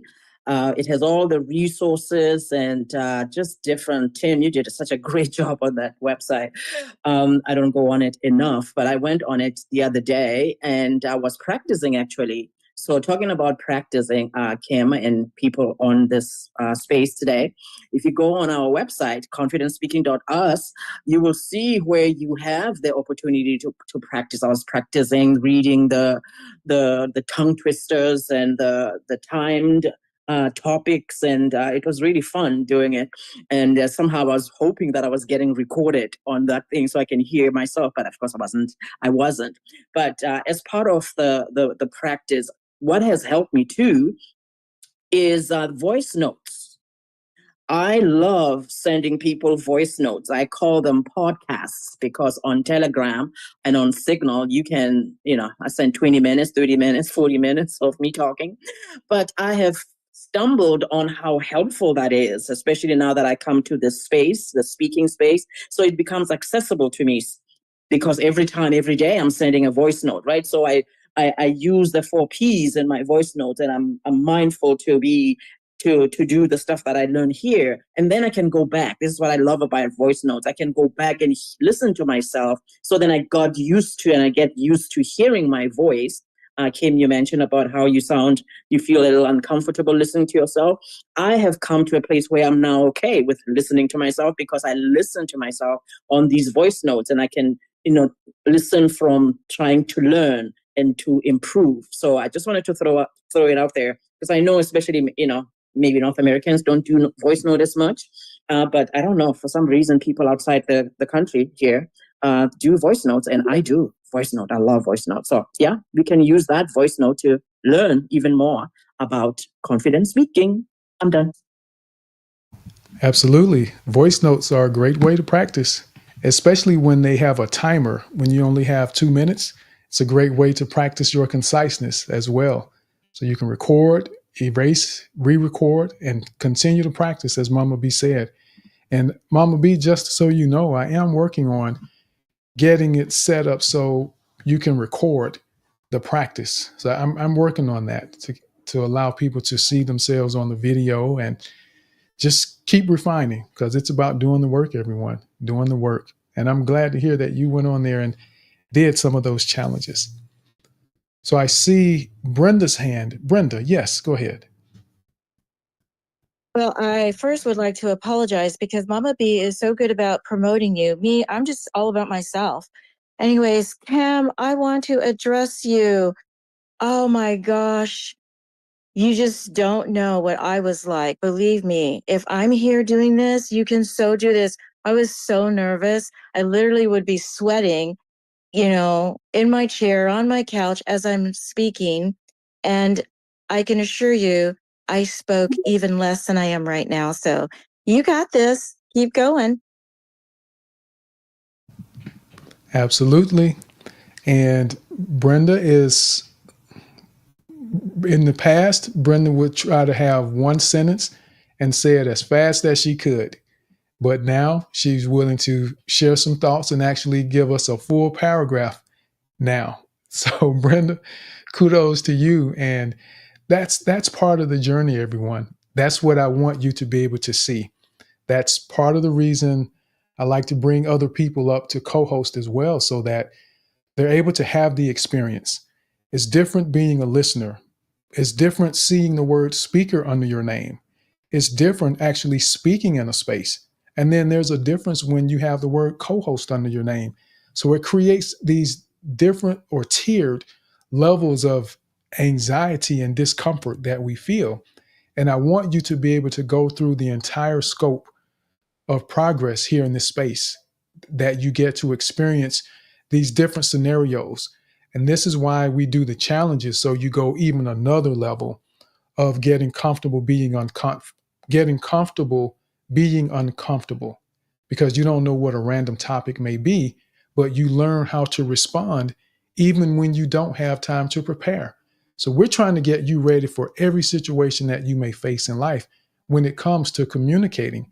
And it begins with the fact that you cultivate power and authority in your life. You have a mindset that I'm capable, that I'm able, and then you practice.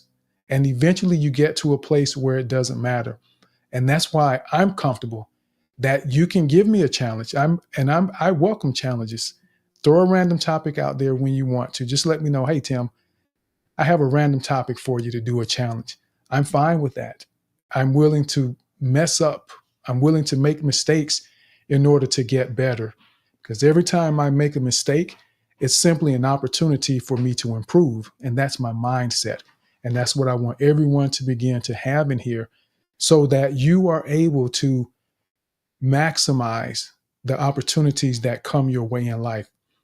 Too many people miss opportunities that could potentially be life changing because they're afraid. They've assumed the worst and said, I'm not good enough, or they said, I don't know how, instead of learning how to do something or being willing to share your thoughts and to come up here and say, you know what, I'm nervous, but I'm going to speak anyway.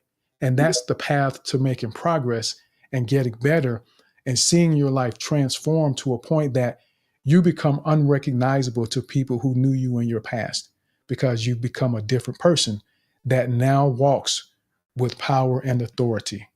Not to try to make someone feel bad, but you change the environment when you show up. When you speak, people will stop to listen. People will want to hear what you have to say. And that's where I'm trying to get everyone. That's where I want all of us to be, because all of you have it. It's just a matter of getting the reps and the practice in. And I'm talking too much now because I want more of you to be able to speak. And I really want to give at least one person an opportunity to do a challenge today. So what we'll do now is go over to, I think it was Tomatum, then Roberto and Mattia.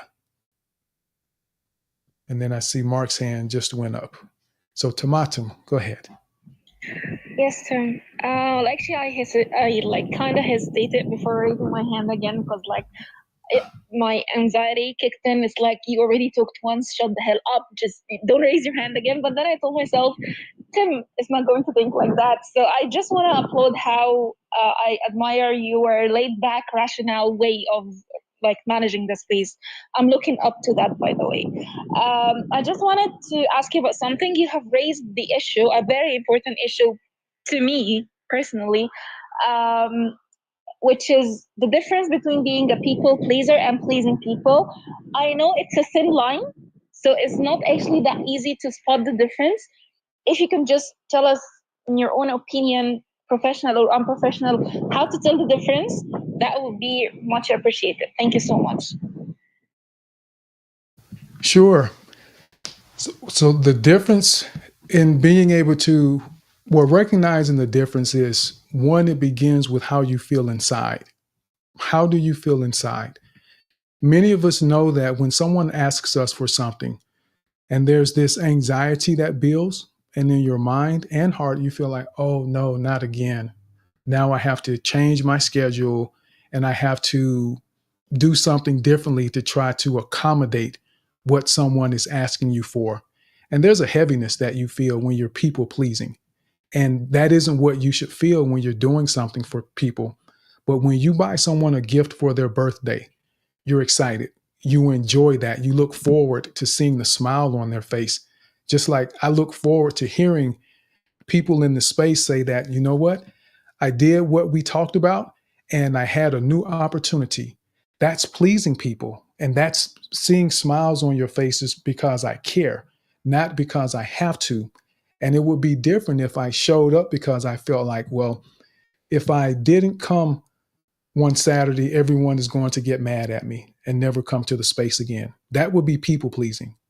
And you know in your heart when you feel peace. There's peace when you're pleasing people, and there's heaviness when you're people pleasing. In most cases, there could be some differences, but in most cases, there's peace when you're pleasing people, and there's heaviness when you're people pleasing. Hopefully that helps. Thank you It for did, sir. Thank you so much. Yes, absolutely. And thank you for asking for that clarification because I'm sure someone else wanted to know the same thing. And don't feel bad about that. This is something that people will struggle with. And I heard you say that you were thinking, all right, I already spoke one time. Now just be quiet. But there are times where we need to ask additional questions, get additional clarification, or there may be additional value that you need to add. So don't be afraid to add value. Don't be afraid to step up and speak out when you need to. And I've been in that same position, Tomatum, where I felt like, okay, all right, everyone has already done something, and here I am about to raise my hand to ask another question or make another thought. But you'll be surprised how beneficial that is for the other people who weren't willing to say they needed more clarification. And I see it a lot on the job where people, they're instructed to do something by their supervisor and they'll just nod their head, yes, okay, okay, okay. And then they walk away and now they're asking, well, when am I supposed to have this finished by? How am I supposed to do this? You've got to ask. You've got to provide the clarity. And that's part of being a confident and effective communicator. We're more concerned about being impactful and adding value than we are about someone hoeing and humming about us having something else to say. Because the ones who will complain that you had something else to say are the ones that probably don't really matter much in your life anyway. It's the people who get to benefit from the things we say and do. And that's where I want you all to be, is understand that there's always going to be people who have something negative to say. But you do the things you do because there are people whose lives will potentially change in a positive way because of what you do or say. So let that be your guide, not the criticism you may get as a result of doing a good thing for people. So keep that in mind, everyone. So let's go now over to Roberto. So we got Roberto, Mattia, and then let me double check something here. Yes, and then Mark.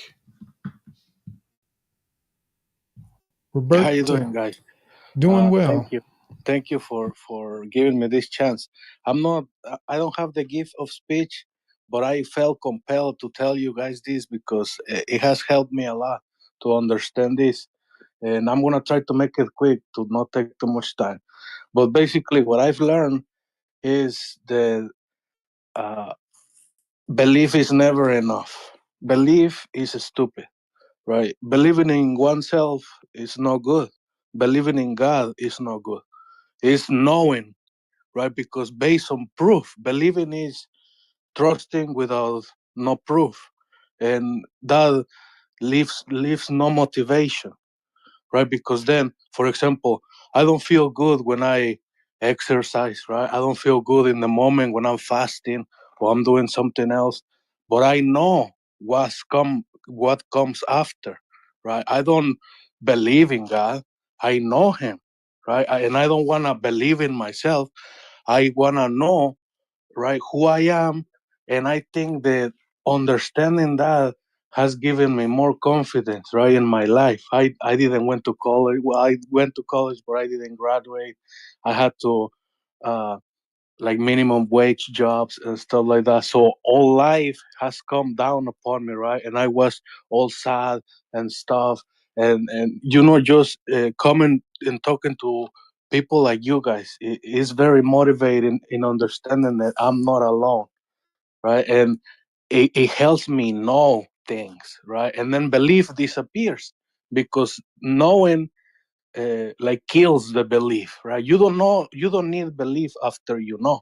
Belief is just like opening the door, but entering the room or whatever it does, that's knowing. And knowing takes you everywhere because then when you have no doubts, you have no fear. And I'm pretty sure that's why I have become more confident in my everyday life, right? I got a better job because of that. I'm building a family because of that, and all of that. And I'm sorry. Thank you. I don't want to take too much time, guys. Thank you. Wow, thank you, Roberto. And it is great to meet you. I think this is my first time remembering you speak in the space. And I'm glad that you came and joined us and shared that perspective with us because we do want to get beyond just simply believing, get to a place of knowing so that when we know something, it leaves no question in our mind. And I know, for me, I know God is real and I know the impact that God has had in my life. So I don't have to try to prove anything to anyone about his existence or any of that because I know the impact that he's had in my life. And if someone does have questions, then I have to lead them to those questions. I don't have to try to explain or make them understand why. I can share my experience. And if that isn't enough, then we figure out another approach. And I just appreciate them for caring enough to ask. But thank you, Roberto, for coming and sharing that. And I'm glad to hear that things are turning around for you, that things are improving. And for those of you that may not have graduated from college, as Roberto shared, that's okay. College isn't for everyone. And there are so many successful people, which success is based on what you consider it to be. Success doesn't mean that you have a mansion on a hill, that you have 5 cars in the driveway. Success is what you deem it to be in your life. That's what success is. So I'm happy for you, Roberto. And I pray that you and your family continue to be blessed. And as you continue to lead them as the man of God that you have expressed that you are. And that's how a lot of doors are going to be opened in your life. I've seen it happen, I've lived it. So that's something that I can say that I know. That's prescriptive. I know it works. So thank you, Roberto. And something that I've noticed today, I noticed that we've had more native Spanish speaking speakers than normal today. So the community is expanding culturally. And I know that there are native Spanish speakers that have been in here before that come in, but not this many that have actually spoken and gotten on the mic in the same space. So I'm really excited about that. And I want us to be a place where we're bridging that gap between communities so that people stop feeling like we have to isolate ourselves from someone because of where they're from or because of what they look like or because of what they believe. Everyone knows that I'm a Christian, but I can still have conversation and interaction with you regardless of what you believe in. That doesn't mean my belief changes. So I just want to express my appreciation for all of you that have come in and share your thoughts and perspectives, that have demonstrated a level of trust and comfort in the community, that you know everything is okay, that you feel safe here, that you don't have to worry about being perfect, because that isn't our goal. Perfection doesn't exist. There's no perfect person walking this earth anymore. So thank you. I just wanted to express appreciation for that because I don't take it for granted. And I want you to know that. So let's go now over to Mattia. And let me know if I pronounced that correctly. Is it Mattia? Yes, you pronounce it exactly wrong. It's Machila. Matilla. Machila. Matila. Yes, and I'm speaking from South Africa. Foremost, may I thank you, Tim, and your co-host Brenda and Mama B, and welcome my sister in love and peace, and always forever, Kimela, and my fellow South African. It's my first in your space, and not really in the know of how your space go about, but I am learning, and most secondarily, I've never seen I've never seen the space of a class or going to school. I'm the most extremely literate in the space, but I am here to learn as I've heard you and being the first, because most of us know how to say nothing, but few of us like me know when to ask for advice for cultivating a life of power and authority, because knowledge is not a gift, it is a burden. The more you know, the more angry you are at the world. So now, the space looks like to me it will educate me. Had it not been my sister-in-law, my friend always Kimela, I would have never known about the space, and I like it. So it is a God a given space that we express our belief. How do we trust in God? But like being the first time that I'm in the space, I am happy to be educated how to cultivate a life of power and authority, because the world would be a happier place if men had the same capacity to know God than to be silent, that they have to speak.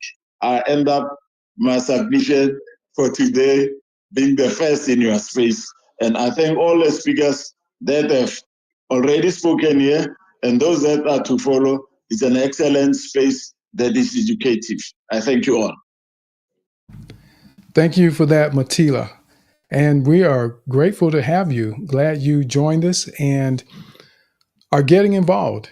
And one thing I will say, Matila, I think I heard you say that the more we learn, the more information we get, the more angry we get with the world. And what I would say to that is don't get angry as we learn more. Because I remember when I was in college, one of my professors told us, and it was an African humanities class. And of course, when you hear about some of the things that happened in the past, you know, for Africans and African Americans, as a black person, it would make you upset. And what she told us was, don't get mad, get smart. So as we learn things that make us feel uncomfortable, things that challenge us, don't get mad about it. Get smart. What can we do about it to make a change, to help things be different? And it empowers us so that when we encounter people who behave in certain ways, as we cultivate this life of power and authority, they no longer have the ability to take our peace or our joy, because they can't take it unless we give it to them. So we get smart, not angry in those moments as we learn and grow. But I really appreciate you for being here, Matila, and hope you continue to come and learn with us, because we're all growing together here in the Confident Speaking community. Mama B, I see your hand. Yeah, just to piggyback on what you said, that the community is growing. It really is. And my heart is warmed today because I see a lot of people from my end of the world, you know, and I'm just so happy to see. So welcome everyone. I won't even go down to mention your names. You know yourselves. I seen Bitobela Machila just spoke, and Tato, and a whole Mfano Figile, and different people here. So thank you for coming. Feel home here. Feel welcome here. This is your second home on a Saturday morning. Well, Saturday morning, my end. I'm in Canada. So Saturday at 11 a.m. Eastern is where I am every Saturday. So whatever it translates to over there in South Africa, is it 7 hours ahead of us? And Kim is South African too. So yes, thank you for being here. I just wanted to welcome my people. Absolutely. And thank you for telling me how to pronounce his name too. I was anticipating that. Mafanu Fakile. Yes. Yes, it's Mach, Machila. mach, Machila. Machila. Mafanu Fachila. Yes, that's Okay. it. Machila. Mafanu Yes. Fachila. All right, got it. So we'll go to Mark, and then I know AI had his hand up a little while ago, and I think connection was giving problems. But we'll go to Mark, AI, Mafanu Fachile, and then Ingrid. Good evening and good morning, everyone. I see some familiar faces here. So, hi for Tim, Brenda, and Alex, and Sherry, and everyone that I know. And also Tomato, I got to know her yesterday. So, for the title of this space, regarding power and authority, I would like to share something from Plato's Republic, which is a book that is mostly about conversations between Socrates and other people, and it was like a documentation of his speeches and his conversations, and they were discussing about what justice is and how to build the just state, or the republic. So in one of the parts, Socrates mentioned that there is this figure in the state, in the city, or the just city, which is later we discover that what he describes as a just city is the man himself, the man, how to be virtuous and how to be just for yourself. So one part is he mentions the philosopher king, and the philosopher king, he must be the king of the state. So and he mentions that one of the downsides of refusing to be a philosopher king is to be ruled by someone who is inferior than you. So think about this: if you have the wisdom, and he also mentions that one of the characteristics of the philosopher king is to seek wisdom and be physically strong, and there are multiple characteristics there. But think about it: if you are wise, if you are strong, if you are knowledgeable, if you have all these qualities, and then you refuse to step in and take responsibility to have power and to have authority in your field and in your family and in your society, then the world misses something very unique. And it's shameful that you don't step in and don't change the world around you to a better place, because the world needs people like you. So yeah, I just wanted to add that for people who feel, I don't know the exact word, but feel that they are not good enough, let's say.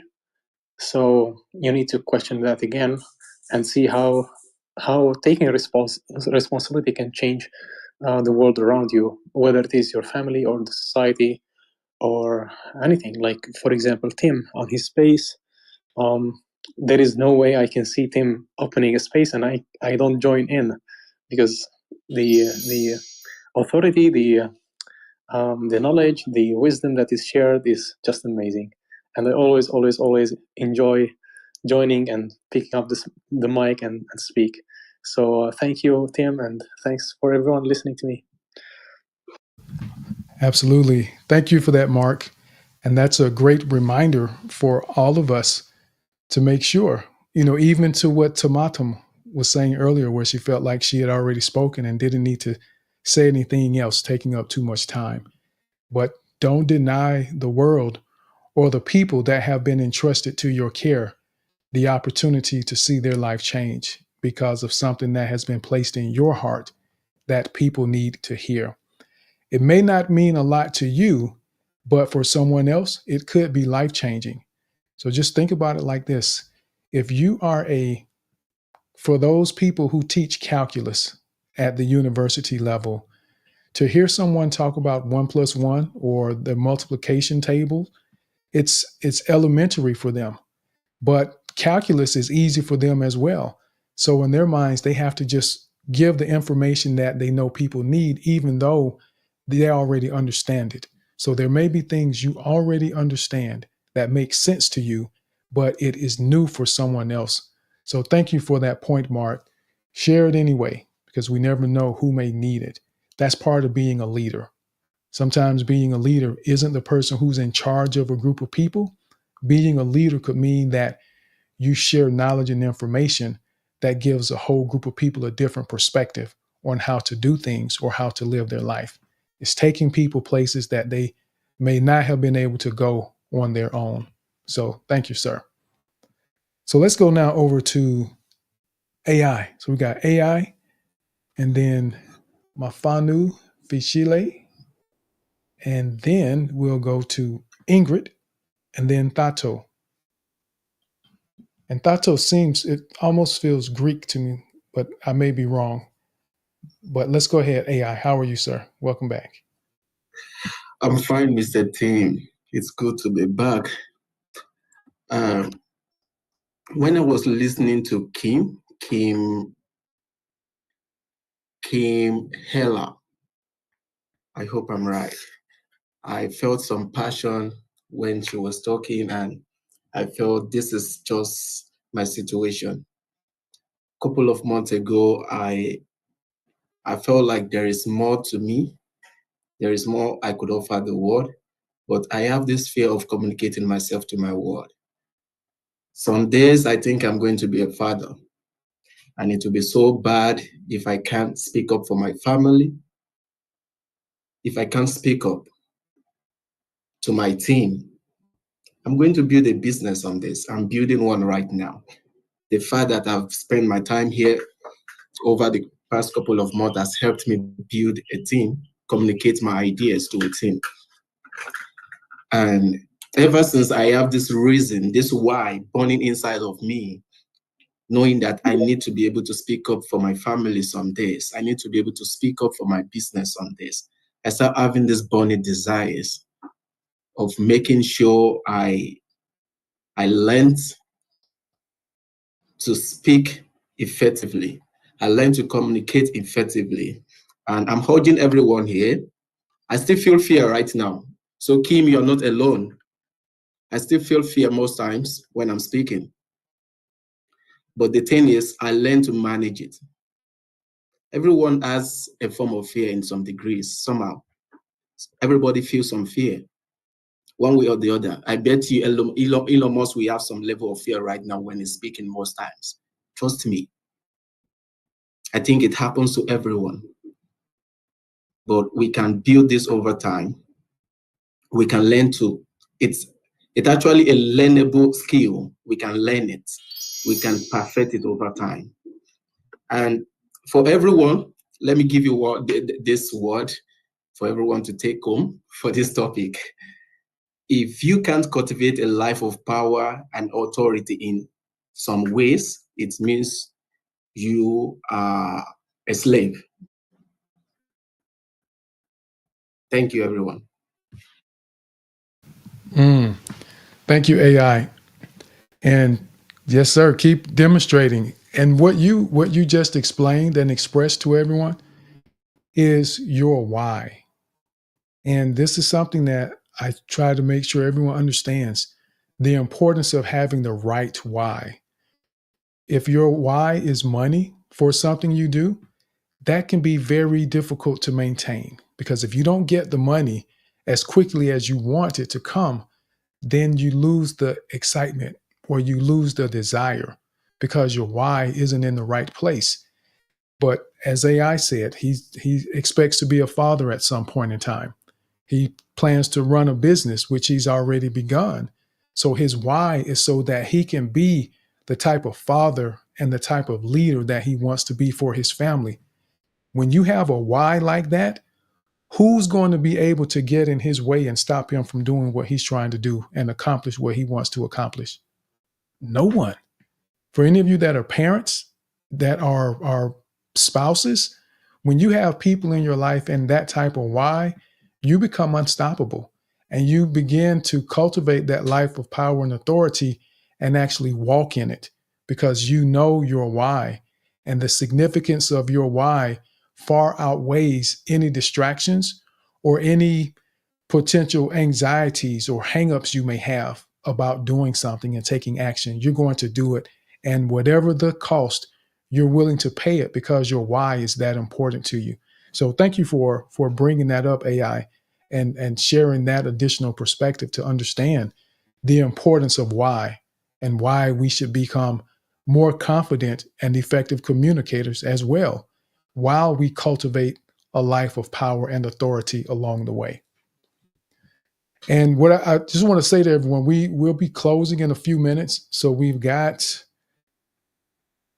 Mafanu Fichile, and then we have Ingrid and then Thato that are up now that we're going to allow to speak. And then after that, we're going to go ahead and close after Mama B and Brenda share their thoughts. But I just want to thank everyone for being here. But let's go ahead now over to Mafanu Fichile. How are you, sir? Welcome to the space.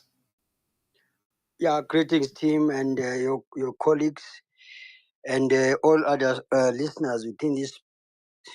I'm from South Africa, and I was brought in to this space by Kim Heller, unaware though, because of us meeting in some spaces in the past. However, being in these types of spaces, one is growing and developing each time. And we are really happy, Kim, to learn of this topic that you've developed or come up with today to cultivate a life of power and authority.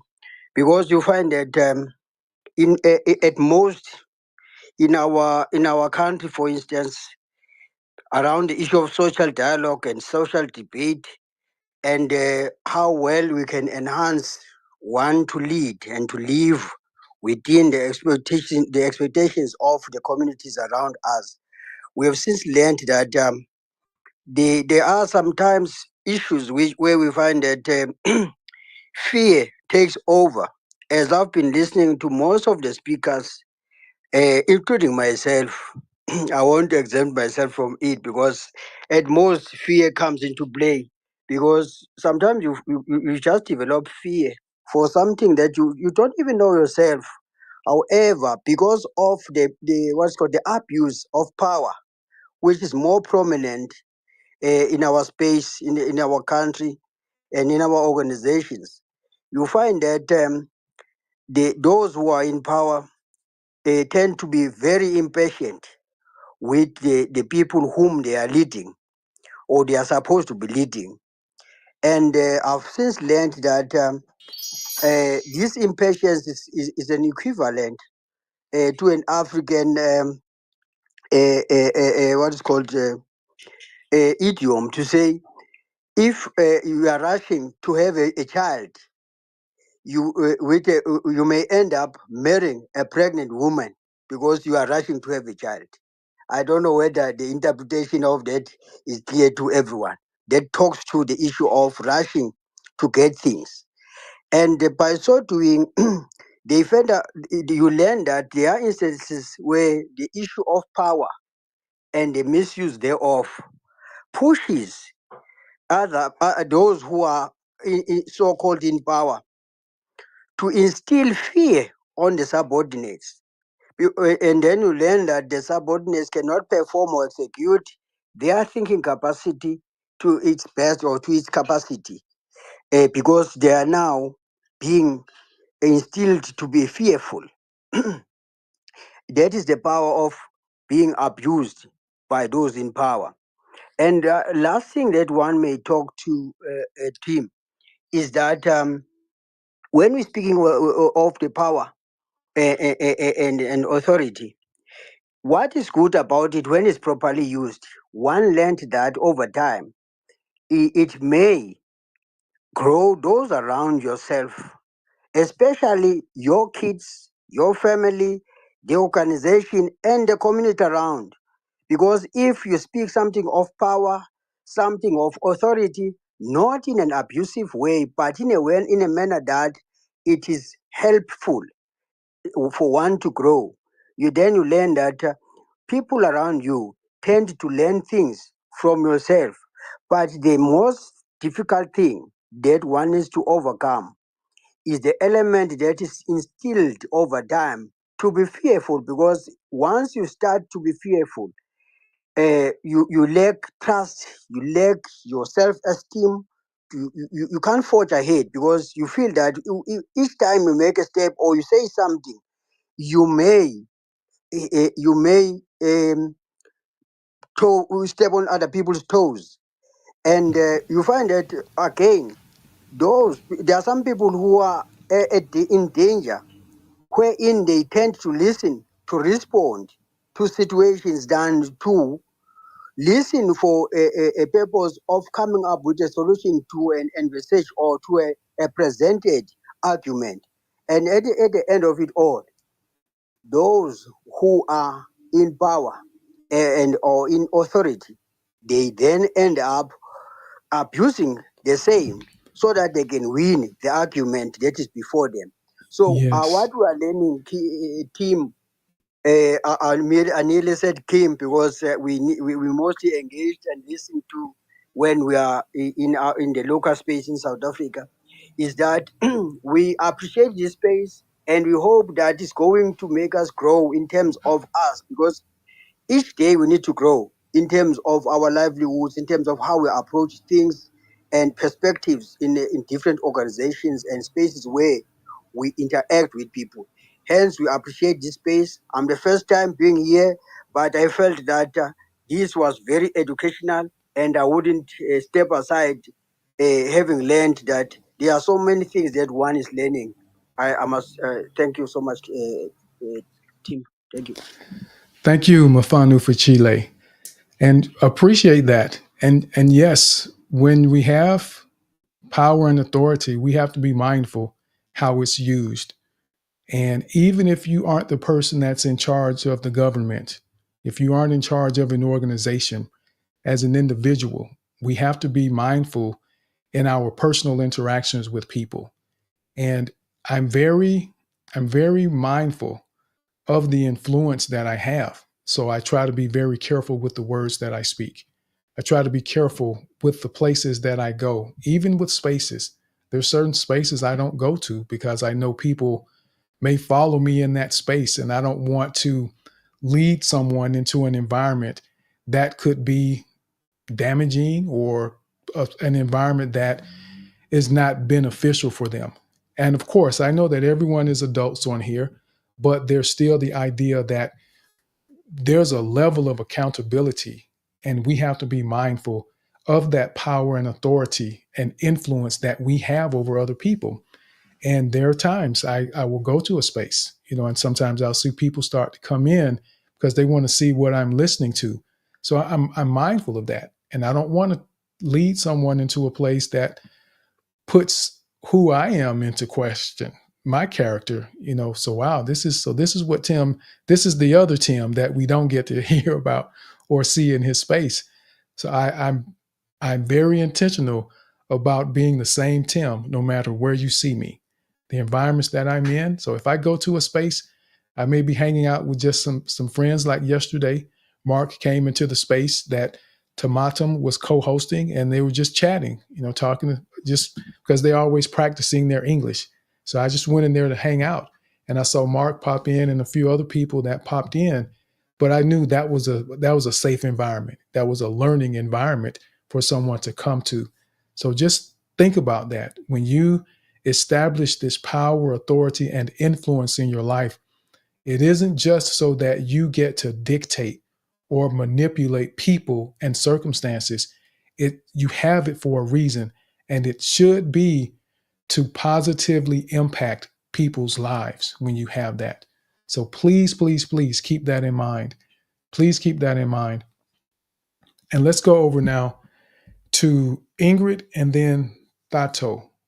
And then we'll go to the co-host and then we'll wrap up. Ingrid, yes, go ahead.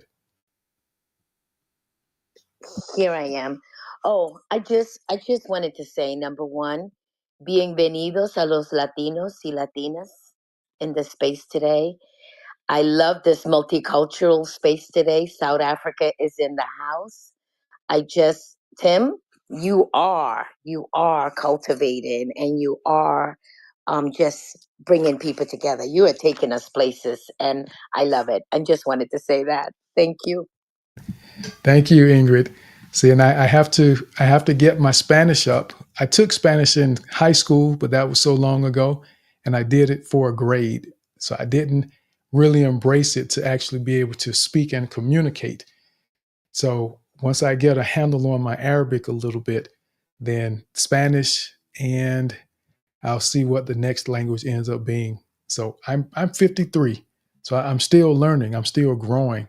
I'm still expanding myself. So everyone, it's never too late. And for those of you that are 35 and turning 39 and you're thinking, "Oh Lord, my life is almost over." Please stop. Please stop. You have time. Time goes fast, but it goes slow at the same time. So don't put so much pressure on yourself to do more than you have to do before the time comes. You have time, and it's never too late to do more and expand yourself. So with that, let's go ahead and go over to Thado. Is it Hi, Thado? Tim. Yes, it's Tato. Tato. Yes, Tim. We're still young. I'm 51, so we're still young at heart, you and I. So don't worry about the age. Tim, I'm Tato. I'm from South Africa, and I would like to say this to Mama B. Dumela, Mama B. That's our native. That's a native way to say hello in Sesotho. Tim, I must put a disclaimer. I got this space. I got into this space by. I don't want to say a mistake, but I think it was God telling me that I need to listen to this. I'll give you a brief story of what's happening in my life. I've just recently been laid off from work, and it has been a challenging, situation for me. And listening to your message today, because I was asking God a lot of questions. Where did I go wrong? Why does this happen to me? And so on and so forth. From the message that I got today, I realized that I've actually, lost that touch of taking authority of my life. And thankfully, to all the speakers who have spoken today, it brought that back. And I listened to Roberta saying, faith enough is not, faith alone is not enough. You've got to know who you are. You've got to know your capabilities. You've got to know, who you are and who is God to you. And I still believe in that. I believe that, I've got authority over my life. And the situation will change as I speak to it and take authority over it. With that being said, somehow we confuse our authority that we have with luck.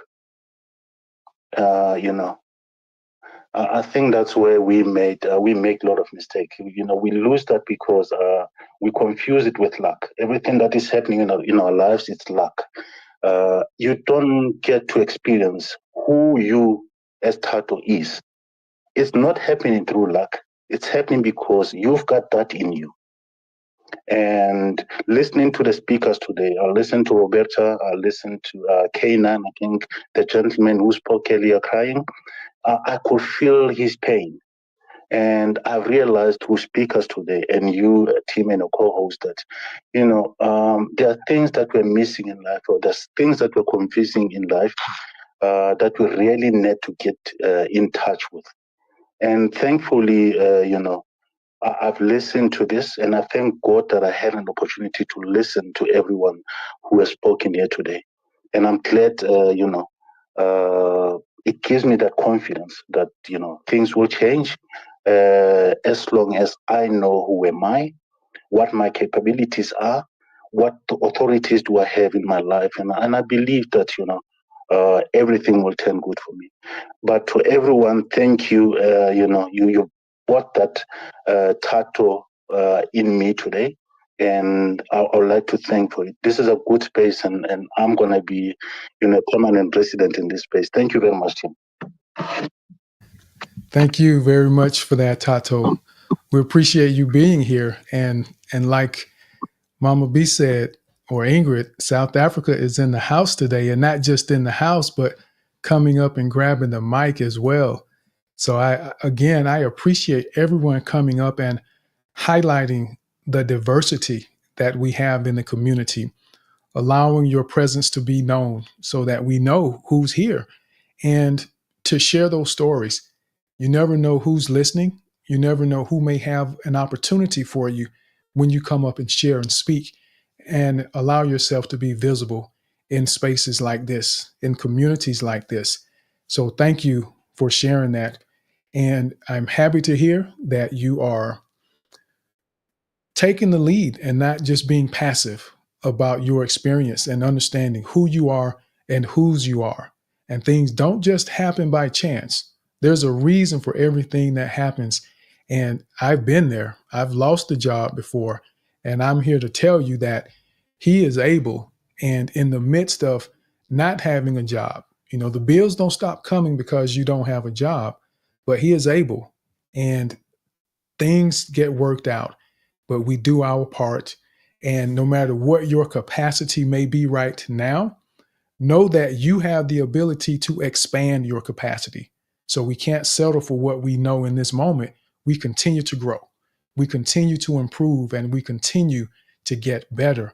And that's when we begin to continue to experience more and more opportunities coming our way in life, because we don't settle and we cultivate that life of power and authority that we have the ability to walk in when we do what we need to do. So thank you. I'm really glad you made it to the space today, and look forward to hearing more from you and everyone else that came and shared your thoughts. So I see Tomatum's hand went up. Tomatum, you have something you want to share really quickly? Yeah, sure. First, can you hear me well? Yes, I can hear you. Great. So I only wanted to thank you, Tim, for your reassuring words when I told you that I was kind of nervous. I didn't want to, talk again. But then because for me, I host the spaces, and when I'm in your shoes and this happens and I feel that the flow of the space is kind of interrupted, I get nervous, and like literally I have OCD, so everything has to be in order. So I just wanted to say thank you so much for reassuring like the words and assuring words for me. uh, this is number one. Number two, thank you so much for the beautiful space. Number three, I am like you in Espanol. I'm trying to learn, so I just wanted to tell Ingrid. Oh my God, Ingrid, like, no sabe to hablas español. Yo aprendo español, but I'm still a beginner. I still struggle to make some, like, make sentences. Thank you so much. I'm gonna, quiero practicar contigo, Ingrid, if you want, of course. Thank you so much, Tim. I love it. I love it. Everyone is learning. We're all growing together. And before you know it, we'll be able to have this space in 3 different languages, and people will be able to follow along. So I love it. And I have to do at some point a space where, for those who may even want to think about Arabic or some other language, where we do some things like that amongst the community, or whomever wants to be a part of it. So we continue growing. So that's awesome. And Tomatum, everyone, she's native Arabic speaker that's learning English, which she'll say she's learning English, but I mean, she speaks English better than some native English speakers that I know, and also learning Spanish. And it sounds like she's already been learning Spanish for a couple years at this point already. So kudos to you, Tomatum. Keep doing what you do.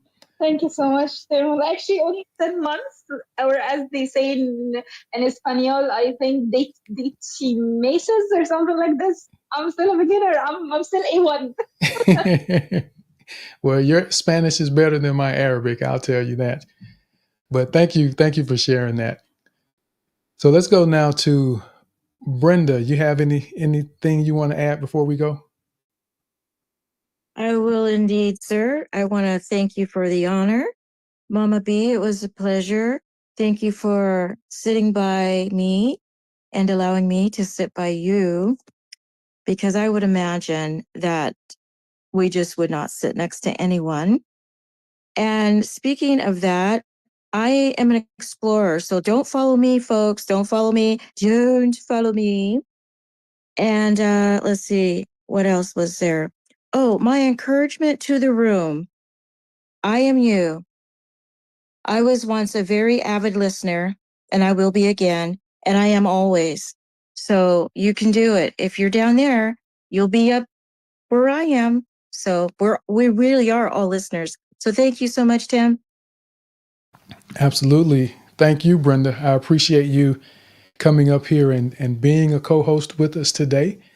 And I'm just excited. I'm really looking forward. I am really looking forward to your space. So everyone see, we all have to have those moments where we have to slow down and our mind is going and then our mouth may not keep up with what our brain is doing. So it happens to all of us. So everyone, please, especially the non-native English speakers, it happens to us all. I've done that several times today. I just decided to bring it up in this moment just so that you know that it does happen to all of us. I'm not immune from it. So don't worry about that. Have fun with it, enjoy it, embrace it, and figure out how you use that in the future to connect with people. And I'm quick to tell someone that if I get tongue tied, I'll stop and say, wait a minute. I know what that word is. Let me rewind. Let me try this again.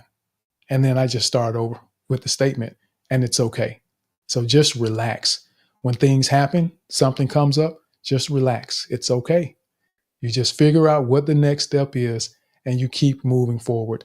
And that also is part of cultivating that power and authority in your life. You have the ability that you still are able to move forward and maintain. Because remember, as we embrace and learn from the difficult interactions or circumstances, it builds character, patience, peace, and our discernment. So we're able to just keep moving forward without any fear of the things that could go wrong, because things go wrong in life sometimes, but we're all still here in spite of all the things that have gone wrong in life. So always remember that. And thank you so much for not being afraid to speak, those of you that said that you were nervous, but you still spoke anyway. I really, really, really appreciate that. And that is so encouraging and so inspiring for the others that have not spoken yet, to be able to know that it's okay and that this is a safe environment. We're going to be here with you every step of the way. So no matter what the struggle is, we're going to help you figure out how it won't be a struggle in the future. And that's why we practice, so that you can be comfortable and feel prepared no matter what environment you're in. Mama B, you have something you want to share before we go? Yes, just want to just close by saying, today has been a buffet, just a buffet of goodies and goodness from all the people that joined us today from all parts of the world. I am just feeling so blessed, and I cannot wait to see what God has in store, because as He builds us, as we listen to taking the steps that He is putting us or leading us into, only God knows what He has in store. I'm just so excited. But Tim, when you said about age and said, please stop, please, I heard you, my brother. You said, please stop. And everyone in this space from South Africa, I call Tim Mebrur. And so people from South Africa know what that means. And Tim knows now. Mebrur is my brother, and Tim is my brother now. And so the age thing, please stop, and Ingrid and I will tell you, we are the elders in this space. We are well into our 60s. So even at this age, we are not retired. We are refired. And so please believe that when the age thing props in your mind, just dismiss it. Dismiss it. And I want to say to Tato and those in the space who in crossroads, maybe they've lost their jobs and whatever, just to say, just remember that many times rejection is nothing but direction.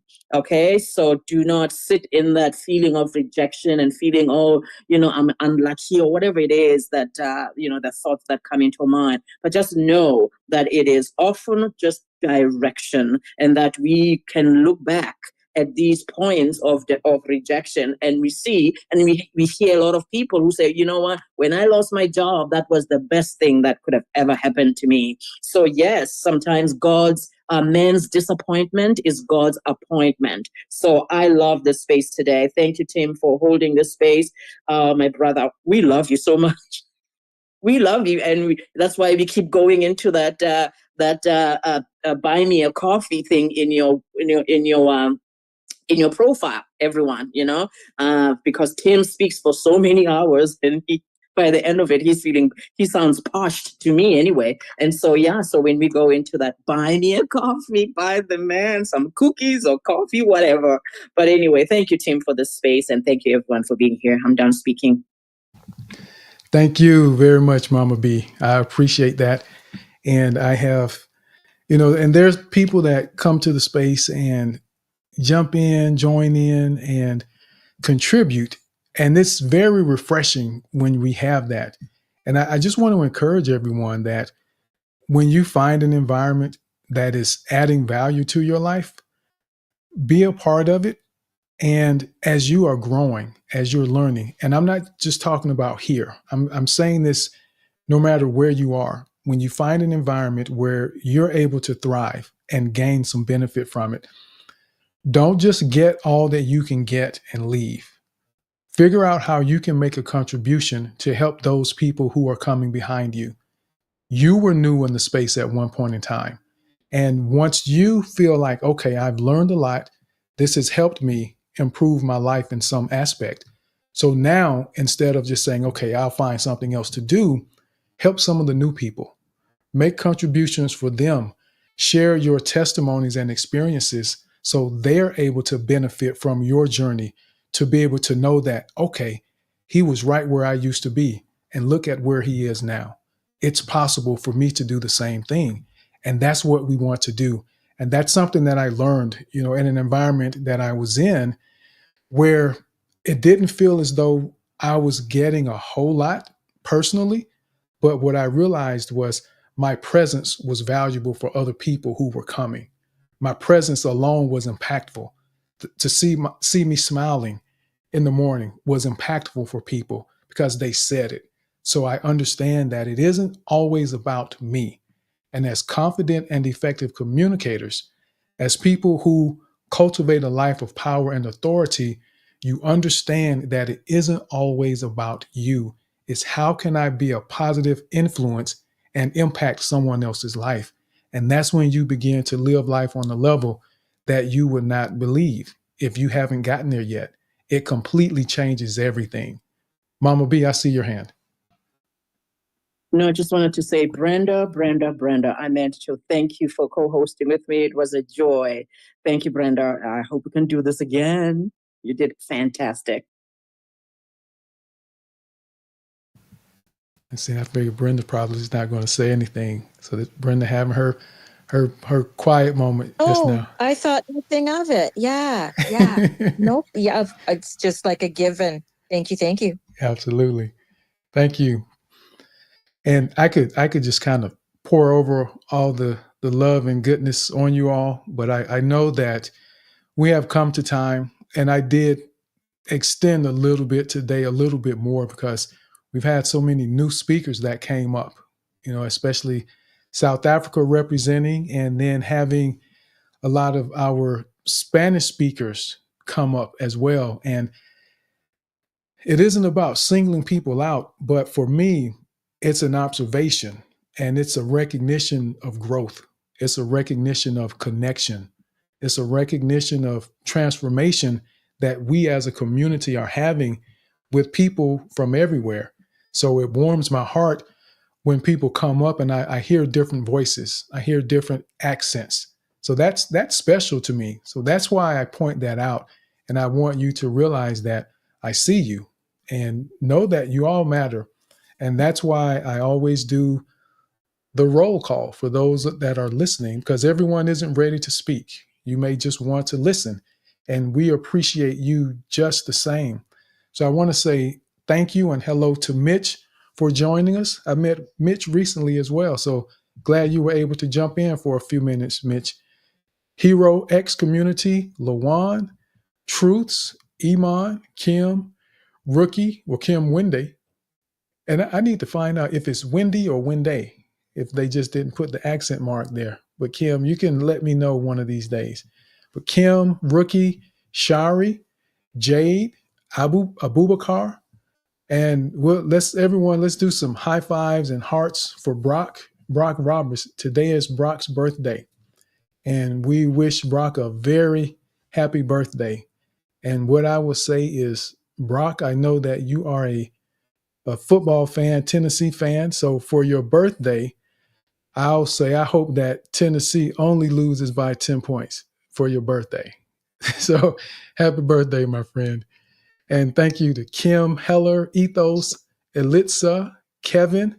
We've got Sherry, Kuyik, Chanel. We also have IP, Entertain Art, Z, Arpit. We have Nasabi, Tony, Harnu Lizzie, Alfred. We have Edu Kunle, Simon, Mohammed. We have The Builder, Rosina, Dobella, Post One Media. We've got Dennis, Hilaire, Anna, Aaron, Goody, Esan, and Patricia. Not Patricia, but Patricia. And I take that time to call out the names of the listeners because I do want you to know that we see you, and I want to express the appreciation and gratitude for your presence because it matters. Even if you don't speak, you still get to learn and you still get to contribute to the ripple we create with this community because you get to share the things you hear, and it opens the door for others to learn and grow. And again, we help people become more confident and effective communicators and transform the world one interaction at a time. And that's what we're doing here. So thank you all. And for those that didn't get to come up to speak that were requesting, we typically try to take the final speaker requests at 1:00 because the goal is to close at 1:30. We used to be here till 3:30, 4.5 hours sometimes in the space, and had to be more mindful of that. So thank you for requesting, and I hope that you're able to come back next week or to a future space and share your thoughts and perspectives. We would absolutely love to hear from you. But until then, I pray that all of you stay safe, keep practicing, go to the website, do some of the exercises, and come tell us how it goes. And for those of you that did speak, go back and listen to the recording and find your section and listen to what you shared. How did you share it? And how can you refine what you did? At the end of the day, there is no magic pill to become a more confident and effective communicator. It's practice, practice, practice. So thank you all. Love you all. Appreciate you all. Thank you for joining today's episode of the Confident Speaking Space. Your contributions as a speaker and your presence listening live or on the replay are greatly appreciated. If you enjoyed the experience and want to show some love, feel free to visit the link on my profile and buy me a coffee. Until we meet again, I pray you have a fantastic week ahead. So be blessed, be safe, and be intentional about becoming a more confident and effective communicator. Let's get it.